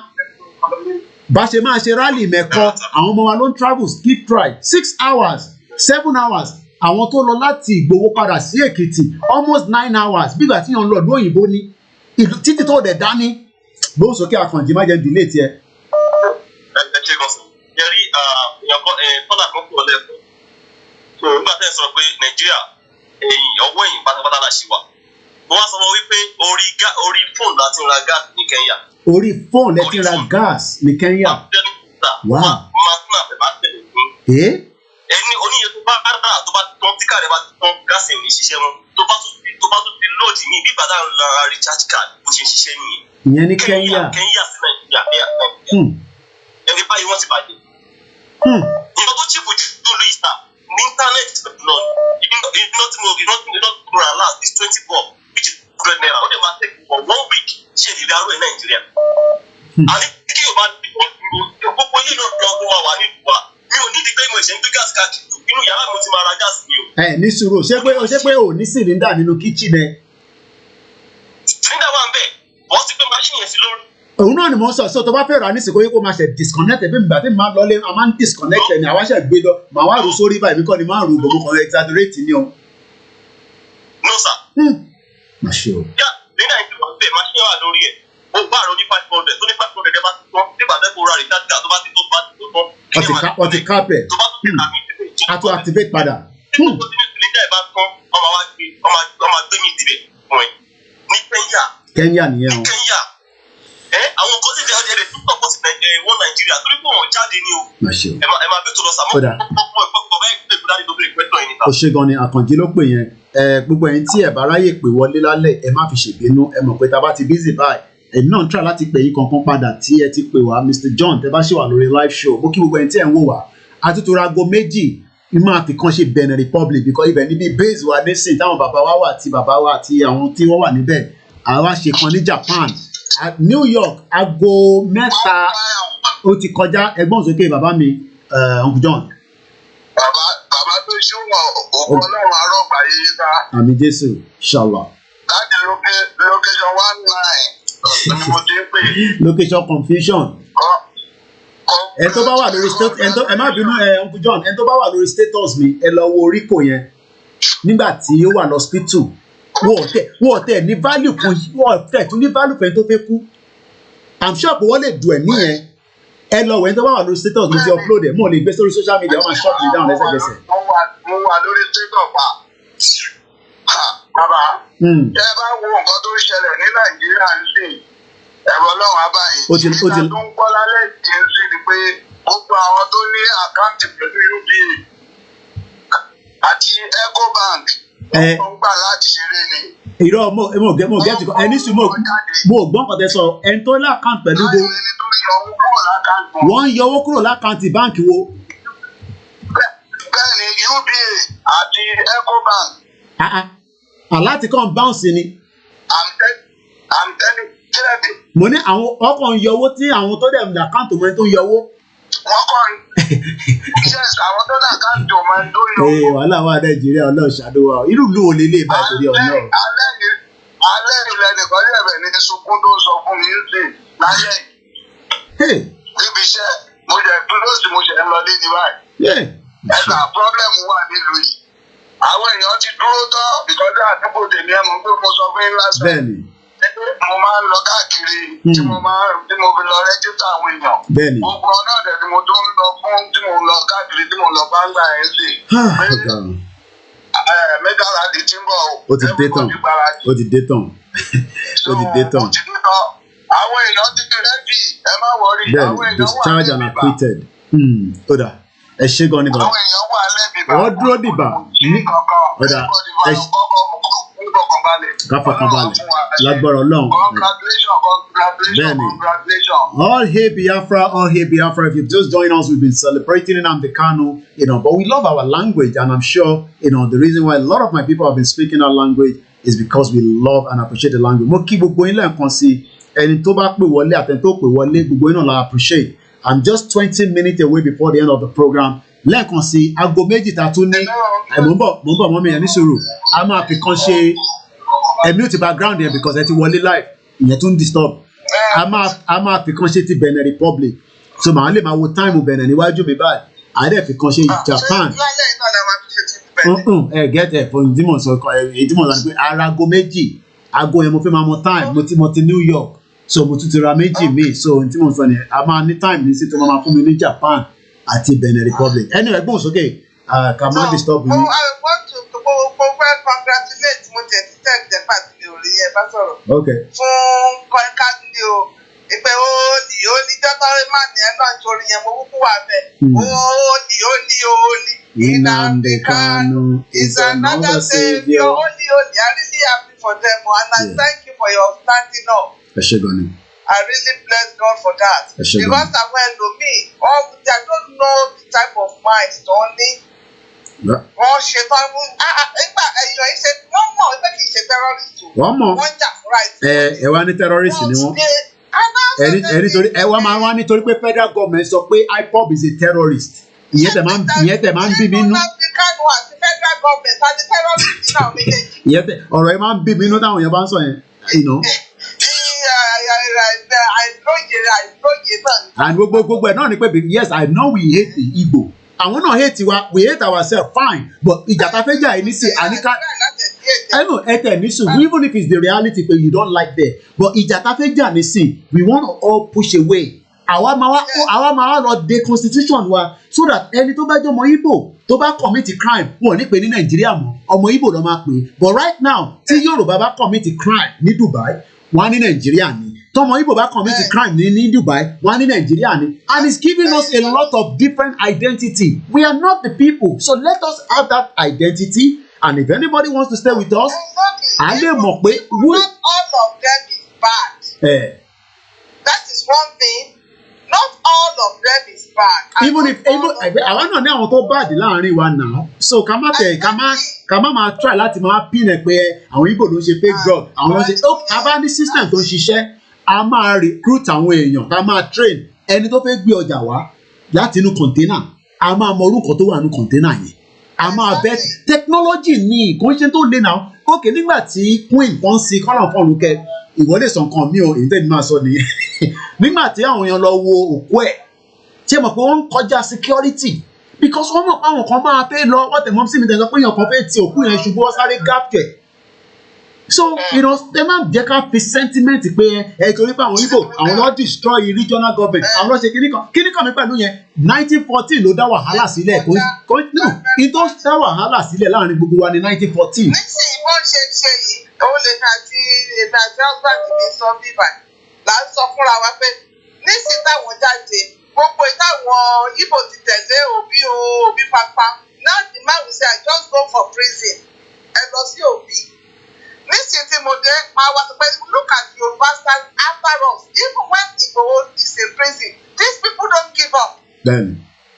They continue press. Ọbásanjọ́ ti ní pé wọ́n tẹ̀ ní gbé fún Igbo náà so it's a waste of time so if anybody think that election is going to solve our problem. Ìbùkún ògo fún ètò good evening my brother Ṣẹ́gun honor my brother I love you so much. Ṣùgbọ́n I really thank God as the man for MRE nísìn under few weeks ẹni gbogbo wọn tún jí wọn padà kúrò náà ní lẹ́yìn òbí wọn tún bẹ̀rẹ̀ sí ní jà fún àwọn ọlọ́ṣàfù àtọ́rí tí a bá ti bẹ̀rẹ̀ tó bá fẹ́ tó kú táwọn ẹ̀ náà bẹ̀rẹ̀. Chimaka Igwe, good evening to you. Thank you for watching. Nelson Villa, Okechukwu non-stop. Good evening to all our Biafra brothers. Thank you so much, Grandma over there. And as we are just 15 minutes, I might not be able to take all the calls, but bear with us. Those of you that have come in already. Hello, caller. Good evening. Good evening, Mr. ẹ káàbọ̀ sórí ètò. Yes sir. Ẹ sọ gbọ́dọ̀ pé Ọbásanjọ́ sọ pé wọ́n ní gbé fún Igbo bẹ́ẹ̀ni ó ní wọ́n ní gbé fún ó ní APC ń tàn wọ́n pé wọ́n máa gbé fún Igbo after tí APC bá tún ṣe tán ẹ mọ̀ pé wọ́n slot kíní wọn lọ sí ilẹ̀ Igbo wọ́n gbé fún Èmilókàn àti criminal terrorist Shettima so wọ́n sọ nísìnyí pé wọ́n ní gbé fún Igbo rárá so but definitely everybody knows that even the country is not working Ọbásanjọ́ gan mọ̀ gbogbo wọn lọ́mọ̀ gbogbo àwọn old generals yẹn ló mọ̀ wọ́n wò mí báyìí wọ́n wà ní pálọ̀ báyìí wọ́n wò mí báyìí gbogbo àwọn tó ti kówó jẹ àwọn generals wọ́n wò mí báyìí. He's working on behalf of Obi na ó ti lọ káàkiri gbogbo lọ́tánà náà Ọbásanjọ́. Ó lọ káàkiri lọ́tánà náà ó lọ sọ̀rọ̀ on behalf of Obi. No, one of the agitator northern guy wa sọ pé kí Ọbásanjọ́ kó má wá sí ọ̀dọ̀ àwọn ọmọ because Ọbásanjọ́ ó bú Babangida kẹ́lẹ́ bá mọ̀ fún àwọn pípù yẹn gbogbo àwọn leader wọn tẹ́ bá ti offend gbogbo kí yẹn wà ní wọn ní àforíjì ó sọ̀rọ̀ pa Ọbásanjọ́ wà ní orí oyè pé ó intimidate Babangida ó intimidate Àtíkù náà pé kọ́ Ọbásanjọ́ máa wá sí northern part of the country kó máa wá campaign fún Obi kóbi bá fẹ́ wá campaign kóbi wá fúnra láì kó wá campaign. Àwọn bàbá yẹn èmi ò tiẹ̀ fẹ́ ká máa listen sí wọn their time has gone this is the youth time. I was almost gonna stop you as well anyway because as far as I'm concerned that's why I don't talk about anything politics because it's like that kan fún wọn ní promotion. Let's stick to what we are talking about. I don't even want to go into yàtọ̀ sí pé Star Radio tẹ́ pé a máa fi ṣe program. It's a waste of energy for me to be talking about nǹkan ṣẹlẹ̀ nínú politics wọn. Kíní kan pẹ̀lú politics wọn, àná àpè lọ nínú ọdún yìí. Kíní kan mi pẹ̀lú ẹlòmíì àná àpè lọ tún sọ̀rọ̀ 2020. Kíní kan yìí pẹ̀lú 2023. Focus ti wà nípa à ń lọ. Tàbá declare, à bẹ̀rẹ̀ transition government. Tàbá ti bẹ̀rẹ̀ transition government. Ẹ̀tọ́ bá bí i dáa. Kó wá sọ pé lórí ilẹ̀ yẹn o, òun ò ní gbọ́ràn sí wa lẹ́nu. Ibi tẹ́tí máa wá rí pé a ní ọpọlọ nígbà yẹn. Wọ́n ń pè nǹkan ní treasonable felony. But tábà lọ ṣèyẹ nísìnyí àti commit offence under international law ó dà pé you understand tábà lọ bẹ̀rẹ̀ sí í ṣèyẹ nísìnyí àwa commit offence nìyẹn because wọ́n máa sọ pé Nigeria is a sovereign nation ẹ̀rẹ̀ tí declare nation ti ìyẹn láti sọ pé ká declare nation so that kí power lè padà sí ọwọ́ gbogbo ọmọ Yorùbá máa ní right láti lè arrest anybody tó bá fẹ́ lọ máa já shop oníṣọ̀p a lè arrest ẹ ọlọ́pàá tó bá wá náà fẹ́ máa gbọ́ràn sí federal government tó gbọ́ sí ti tiwa ó ti commit offence nìyẹn intention nìyẹn so gbogbo ẹni tẹ́ ń wà skeptical báwo la ṣe máa ṣe báwo la ṣe ní ṣe ẹ̀yẹ́ jẹ́ kó tó time kan declare tó bá declare àwọn yẹn ṣé bó ṣe máa rí náà nìyẹn lọ́kọ̀ máa pa gbogbo yín dànù ní ìrọ̀lẹ́ pa àṣìláyà Adolf Hitler gan tó pa àwọn èèyàn gan àwọn tó wà lára àwọn tó pa Adolf Hitler wọ́n sì ń gbé wọn nísìnyí tó sì wà láyé gan sef ó dà kó ti fẹ́ ṣẹ́ wọn báyìí so ẹ má jẹ́ káwọn èèyàn dẹ́rù báyìí nílé kọ́ búlì yín wọ́n mọ̀ pé ìtàgbédá ní òtítọ́ ni wọ́n mọ̀ ṣé ilẹ̀ Ìgbò la fi lọ́jà ni ṣé ilẹ̀ Haúsá ni ṣe borí ilẹ̀ wa ni tó bá ti declare Yorùbá nation police station tó wà ní Ṣakí tó ń dẹ́rù bá àwọn èèyàn nísìn wọ́n máa sọ fún pé ṣé òun gbọ́ láti transition government àbí ṣe ń gbọ́ látọ̀dọ̀ IG èwo ló fẹ́ ṣe inú méjèèjì máa lọ sí Àbújá ẹ close the police station yẹn kò jù bẹ́ẹ̀ lọ so the fear tí ó wà lára àwọn èèyàn wa nísìn ni pé odindi chairman ìwọ́n dẹ́rù bá wọn ní Ṣakí ó kù díẹ̀ nìbọn ró ó kù díẹ̀ ni ó kù díẹ̀ ó kù díẹ̀ there is no monopoly to violence yẹn la ṣe sábà àwọn pé ẹ ṣe sùúrù ẹ jẹ́ ká rìnrìn àjò yẹn níwọ̀nba tó kù ẹ̀yin tẹ́ ń béèrè pé rálì yẹn kó gbọ́ ló máa dé ẹ ṣe sùúrù mo sọ fún yín pé Ìgbòho sọ pé mi ṣe ti pé super rally òun bọ̀ òun dẹ̀ ló máa lead ẹ̀ kò ṣe iyèméjì ẹ ṣe gan ni bàbá mi ẹ jẹ́ ká tó yẹ kẹ́lò mi wọlé because I'm just 10 minutes away and then we can then wind down so as I'm going to be winding down gbogbo ẹ̀yin tí ẹ ti béèrè fún flag ní abroad tí mo ní kó máa dé flag yẹn ti dé a ti bẹ̀rẹ̀ sí pé contact yẹn ẹ lè rí message lórí fóònù yín mò ń bọ̀ ẹni tó ń pè wá fún mi ní few minutes ẹ lè rí message lórí fóònù yín tí máa sọ pé flag ti wà available púpọ̀ nínú yín ní kí n tẹ̀ send account káwọn lè san ẹ má worry àwa máa bẹ̀rẹ̀ sí disburse flag yẹn èyí tó ń lọ Amẹ́ríkà tó ń lọ káàkiri ẹni tó bá wá tí ì need ẹ jẹ́ kí n mọ̀ tí ilẹ̀ Yorùbá mo lè confirm pé over 3,000 flags is already on the ground we are gonna start working ẹ ní láti pè mí we will try our best again ẹ̀yin tẹ́ bá ti gbà ẹ má pè mí o kódà bó jẹ́ márùn ló bá gbà ẹlòmíì ò tí ì gbà tó bá pè mí rẹ́kọ̀dì wà àwọn tí mi máa wọ́ máa ní Mr. Koiki a ti fẹ́ràn yín ní mẹ́ta má pé o ẹni tó ì tí ì gbà nìkan la fi fún o kò ní jù bẹ́ẹ̀ lọ o kẹ̀ má ní pẹ́ gbọ́ lórí ní tí mo sọ yìí o ẹgbọ́n sókè ìyá alálẹ̀ baríkà. ẹ kálẹ̀ kúṣẹ́ wa jẹ́ kórè ti Nnamdi Kanu. àwa nìyẹn. Listening to this Baba Adebayo one time just this last week ó ń sọ pé wọ́n máa release Nnamdi Kanu bọ̀ ó wà careful ó máa jẹ nǹkan kan tó yẹ kó ṣì wà ń kọ́ study káwọn èèyàn sọ fún ó máa gba nǹkan kan kó máa mú nǹkan kan ó máa jẹ ọkọ lọ́wọ́ kó máa lọ poison ẹ̀ ọ̀dọ̀ máa ń sẹ́ẹ̀lì. They have to remain focused. Then it has to be focused. They have to be very, very focused because the government can do anything now that there's a pressure on them. Yeah. So ẹ ṣe gan ni ìyá mi. Àwọn tó kàn ń sọ̀rọ̀ ibo tí ó bá yẹ pé àwa láti pray civil war rí ẹ tó yẹ pé Yorùbá ló ti lọ through civil war náà lọ́nbẹ̀ ò bọ̀ pé àwọn gangan ni target tó ṣẹlẹ̀ sí hustling tí wàá ju tiwọn lọ. Hustling ìyá tí ò jẹ Yorùbá rí la ṣe ń pè wọ́n bóyá ká lọ tó ń pàdé sẹ́yìn bí ẹran tó fẹ́ mú lọ dá lọ́jà ọba.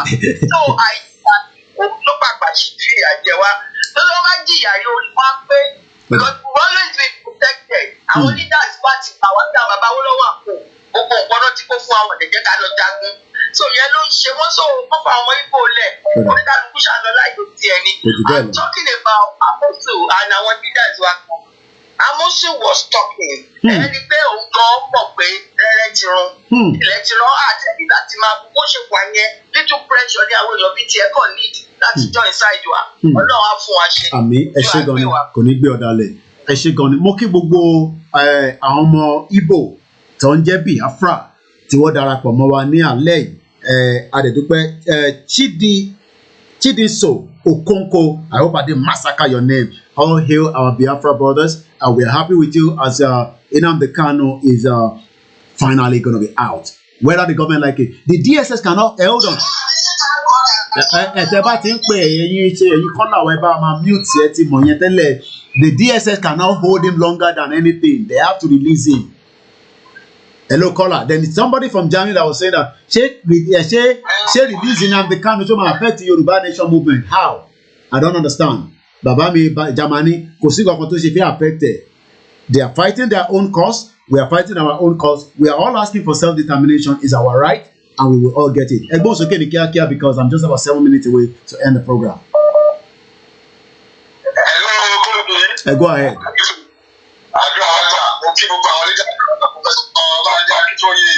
Chief Sunday Igboho bàbá dé ní ìran mo dúpọ̀ ní ti rí gbogbo ẹ̀bá bẹ́tò náà lọ wọ́n á gbà fún wa. Lórí I so grateful to you.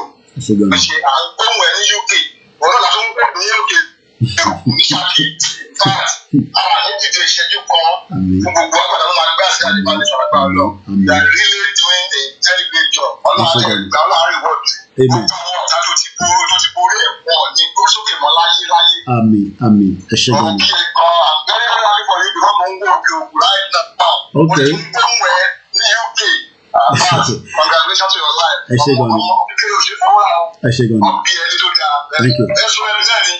Ẹ ṣé gan ni. Thank you so much. Ẹ ṣé gan ni. Thank you. Ẹ̀gbọ́n mi dáadáa nìyẹn. Ẹni tó bá sì fi darapọ̀ mọ́ Yonkan ẹni tó tún pè mí pẹ̀lú fídíò kọ̀ yìí ṣé ẹ̀ṣẹ̀ wò mí ní àbí báwo. Ó yá ẹgbọ́n sókè ní kíákíá. I'm just 6 minutes away. I have to end the program at exactly 9 p.m. Because no. Ẹ kálẹ́ sá. Kí ni ẹ sá? Ẹ̀sà àfimọ́jì láti ẹ̀já gẹ́mọ́. Orúkọ yín wà lórí system ni. Akóríire ti Nnamdi Kanu. Wẹ́rẹ́ náà níjọ́ tábà máa declare mega rally wà lápẹ̀rẹ̀ ọ̀dọ́ bàbá mi. Ẹ̀kú iṣẹ́ náà ọlọ́wà ní. Thank you so much. Ẹ ṣe láti yé o. Àmín. Ẹni ṣàárẹ̀ ọmọ ní ṣàárẹ̀ o. Àmín. Ilẹ̀ ìlérí tẹ̀ ń kó wa lọ, á débẹ̀ láyé àtàláfíà o. Láìpẹ́ láì jìnnà lágbára Ọlọ́run. Àmín. Bàbá mi mo níṣẹ́ ìgbàgbé flag they promise me. Ẹ má wọrí. Àwọn ará Ìjàgẹmọ. Màá rí ìtàsí. Lẹ́kọ̀ọ́. Màá rí ìtàsí. Okay sir. Ẹgbúrò mi láìpẹ́. Ẹ ṣé gan ni. Okay sir. Thank you so much. Well, as mo kí gbogbo ilẹ̀ Yorùbá tó wà in darkness, a lot of you don't understand that people are going to charge their phone outside. It's very, very painful. Ó yá ẹ̀gbọ́n sókè ẹ̀gbọ́n mi Àlàbá èyí lè máa fẹ́ get towards the end of the last caller. Ẹ̀gbọ́n sókè. Ẹ káalẹ́ tó jọ́ mẹ́ta ṣàlàfíà. Happy birthday, bro. Congratulations for the Nnamdi Kanu. Benny, the great news. We just have to remain focused now. You know, happy birthday long. Yeah.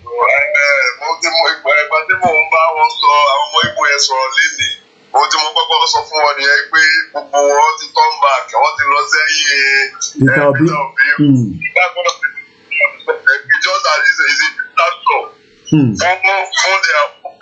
Kenny Joker, good evening. Matthew Ikechukwu, good evening. So láti lè distract wọn kò ní ìkọ́sáwọ̀ tó gbé dání. Ọ̀sán ìkúnṣe bá àwọn pípọ̀ ẹ̀ sọ̀rọ̀. Acquitted and discharged. Go and find the meaning on dictionary.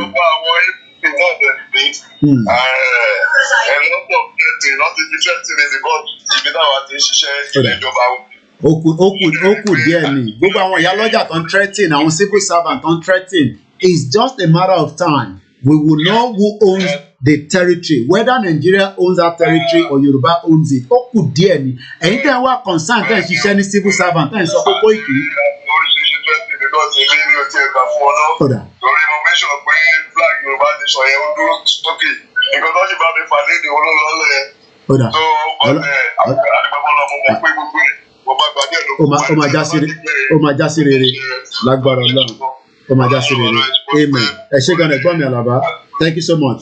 Ẹ̀gbọ́n mi Àlàbá nìyẹn.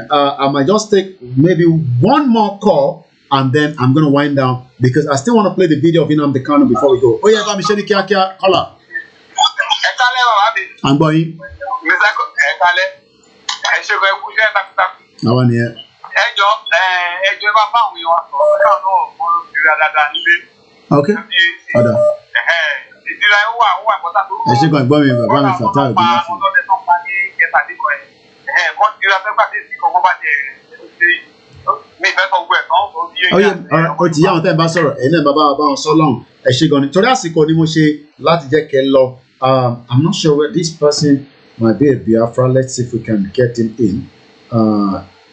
Okay, 30 seconds. Tẹ́ bá lè manage it. 30 seconds. Ó ti bẹ̀rẹ̀. Go ahead. After 30 seconds, man disconnected. So we have to go now. Ẹ kálẹ́ sá o. Ibi ni ẹ sá. Ọlọ́run máa fún yín ṣe o. Àmì Jésù Kristi. Ẹ̀ẹ́dẹ̀ ní fẹnugbó bí ọwọ́. Àmì Ṣẹ̀dùmarè. Ẹ rí inú mi dùn gan-an ní alẹ́ yìí. Ẹ bìlífù pé mo lọ wá iyán tó dáa pẹ̀lú ẹ̀fọ́ rírò tí mo jẹ lálẹ́ láti gbọ́ pé wọ́n rí lè sí Kanu. Wow, it's a great news. Ṣé ẹni kan tí mo fẹ́ dùn ni pé mo wo prógámù kan bí abẹ́ oṣù mẹ́rin sí ìta wà yìí. Ẹni yẹn ṣe prógámù ó ní pé tí a bá fẹ́ gba Yorùbá nation ó ní ká try ká jẹ́ kí Kanu kúrò ní ẹ̀wọ̀n kán release ẹ̀. Ó ní because tá a bá ti lọ declare Yorùbá nation ó ní wọ́n máa fi opportunity pa Nnamdi Kanu. Ṣé ẹ̀rí kan tí mo fẹ́ kẹ́ mọ̀ ni pé ohun gbogbo yí Ọlọ́run. Bẹ́ẹ̀ni. Bóyá torí Kanu lọ́lọ́run ṣiṣẹ́ ń dìlé àti declare yẹn. Ẹ máa rí ẹ lọ kọ́lẹ̀ láìpẹ́ láì jìnnà declaration ó máa wáyé. Lágbára Ọlọ́run kódà ẹ ṣé gan ni thank you so much. Ẹ ṣé gan ni bàbá wa and on that note we won't go any more further. I'm gonna take this call because I believe I might be wrong but the dressing looks more like our Biafra and I might be wrong. It might just be a Yoruba man. Hello caller. Hello, Ebon's okay. I'm going you. Abami. Okay. Go ahead. Ètò nìyẹn. Ẹ̀yin ni last call. Wa. Adẹ̀kú àjọyọ̀ ti Nnamdi Kanu náà. Àwọn máa bá wa kalẹ̀ lágbára Ọlọ́run. Ẹ wo ẹ bá mọ bínú mi ṣe dùn tó lálẹ́ yìí ìgbà tí mo gbọ́ pé wọ́n release Nnamdi Kanu. Gbogbo àwọn tó ń ṣe agitation fún orí bóyá fún gbogbo gíragíra wọn á tún wá wálẹ̀. Time will tell. Time will tell. Time will tell. Thank you so much. Thank you so much. And on that note, that will be my last call. Emma Bino, because I need to end the program at 2 hours, 30 minutes to celebrate our brother Nnamdi Kanu. As I'm ending the program, let's hear one more time from, the the one and only, the lion. What does Biafra mean? It means freedom, liberty, fairness, equity, and justice. in practical terms? These are very good sounding words, but in practical terms, what does Biafra mean? Confederation. So, a weak center, very strong regions. Absolutely. Have you had a change of mind, therefore, about getting an independent Biafra? Because that's what I seem to be hearing. No, I'm not changing my mind. An independent Biafra means going back to where we were before we were mankind. Okay, so you're not talking about a federation when you say a country. You're not talking about a federation as part of Nigeria. You're talking about total independence, complete independence.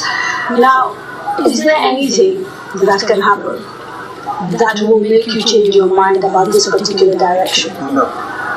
So it is either Biafra or nothing else. Or death. If push comes to shove, will you go to war? No, because truth is a far more potent and deadlier weapon than bullets and mortars. So no war. You've ruled out the... Absolutely no war. When I say Biafra or then I keep pushing. Either I am alive, I die in the course of my own story. Allow me to repeat, if you don't mind. Had sovereign national conference been convened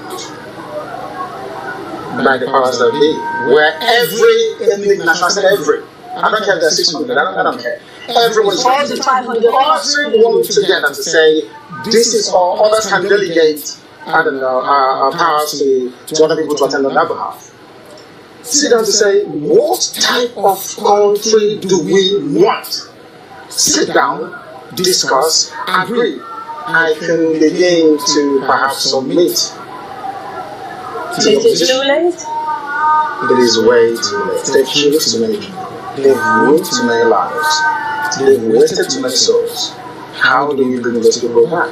If the federal government, given the agitation that is going on, becomes convinced that, you know what, these people have a point, and it is time to actually address all these issues, and they begin to systematically address some of these issues, would you change your mind? No, because of the deceptions of the past.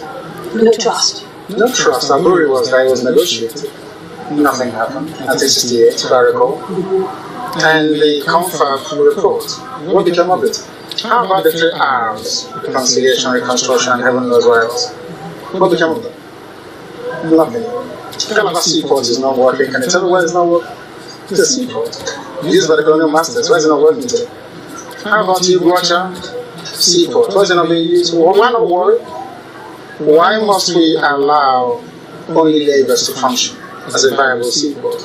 In England, where I used to live, you had Liverpool, you had the Southern, you Portsmouth, Southampton, everywhere. You had harbors and ports. So why must you have only one? I've heard people say these are very valid arguments, and that these are things that are to do with bad governance. So the average Biafran, to use your phrase, or Igbo man, Igbo, is facing poverty much in the same way that the average guy in Yoruba state is facing poverty. And so these are issues of governance. You don't agree with that? I agree. Okay. So if that is it, why isn't the agitation about tackling the problem, which is ensuring good governance, perhaps starting from locally? Because part of the allegations against you is that you don't confront your political leaders in the East, and you'd like to blame Abuja for everything. Because the way I would want to solve a problem is not how the Fulani man wants to solve it.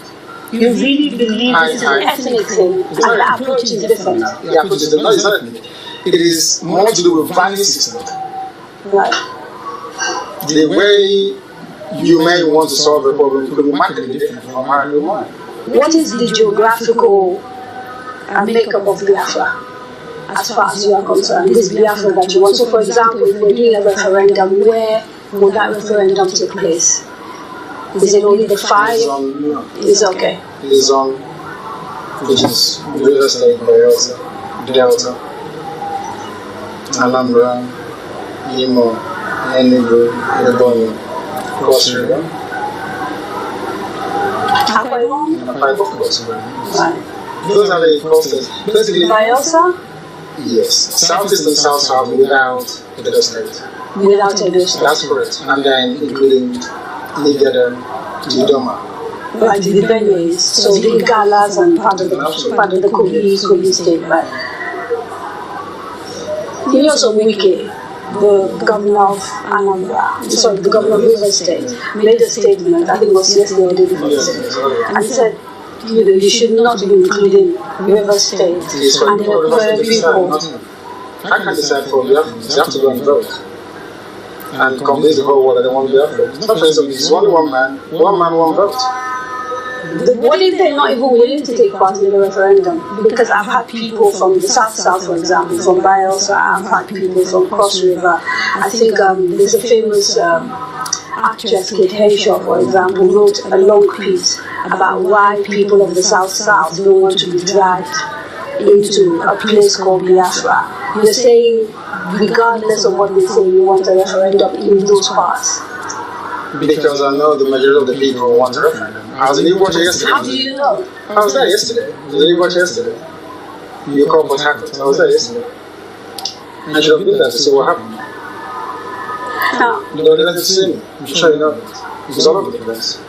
They had very happy to see me. I bet Kate Henshaw wouldn't get such a reception. Why should you go to She's a big, popular Nollywood actress. I wouldn't necessarily. No, I'm telling you, if I go to her village, people will turn out to say me, will turn out to say no. Well, that is Nnamdi Kanu there. As I'm going to be ending this program, I have the last video to show us as we say in Nigeria never happened to those of you back home. Rico that had a ghastly accident. If you go on my status, you'll be able to see the way he was treated in his last day of his life.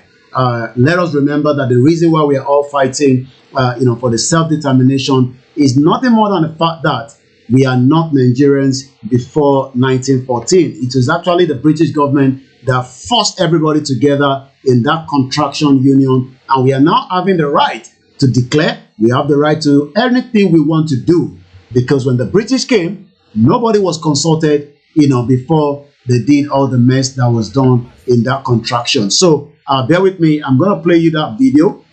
I do not own the copyright to it. This is just part of the contraction that a lot of people are facing in what is called, Nigeria today. My name again is Olayomi Koiki. I'd like to appreciate, my loved ones, my family that have stood by me, and every single one of you as we continue our education campaign and telling the world that we are peace-loving people that want a full exit and an independent nation. Let's hear from this woman. We don't have pressure. When you go for the take so, NFC get their own other special set of people. They get letter by the take move. Now they don't show another letter by the don't see another way they show around. They take Nigeria cruise. For where we come, we will not see lights. We will not get water. No good school. No good infrastructure for where we come. They take our products. Now, after the letter by when they take government, they don't see so for different places. They don't move in another vessel with crews. Since our family day, with the crew man, who people inside crew. Before we wait, they don't put fire. They don't put fire. Now, I see the people fire on them. I people for my communities. Smoke when they hear they come blood. Everybody when they go area of community, they come blood. They hear them on the side. Now, if you let a professional law, one come as I talk about one word. The people when they see the details so, when they see the people who lawyer and me, so, they're 55 go extra hours. The extra hours they can pass you the village when they pass. No lights, no school. River take the village ends. But there's still illegal pipe. When we go for fighters, for Nigeria, we get Navy, we get Army, we get Professional, we get federal government. Nobody they pay. This is the situation that are facing in the country. People that want God now, they come out in Nigeria going to see what kind of people there. Because when you people there, if you can't talk to my people, we are not going to find them easy. We are not going to find them easy. Now when I am going to this, one man of the people that life. What they go see school lawyer. When I went to see, I'm not going to school, I'm not going to life.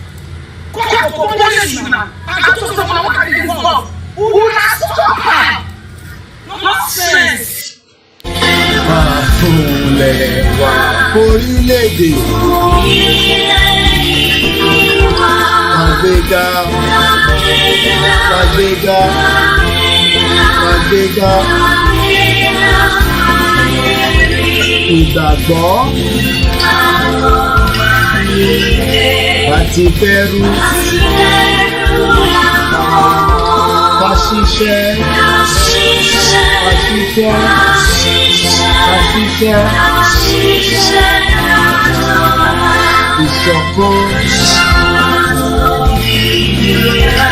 Ìkẹjẹ. Tẹ̀síwájú. Ọ̀pọ̀ ọmọ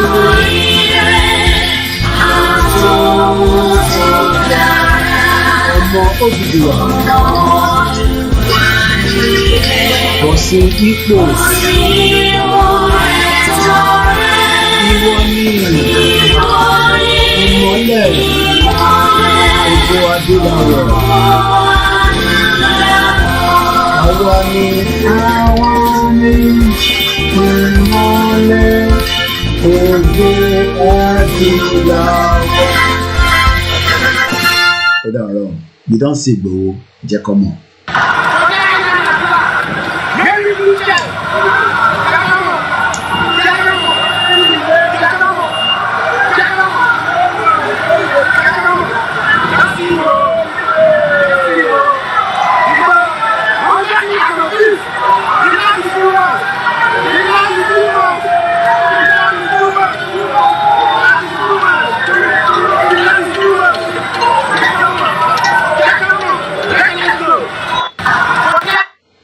Bye for now, everybody.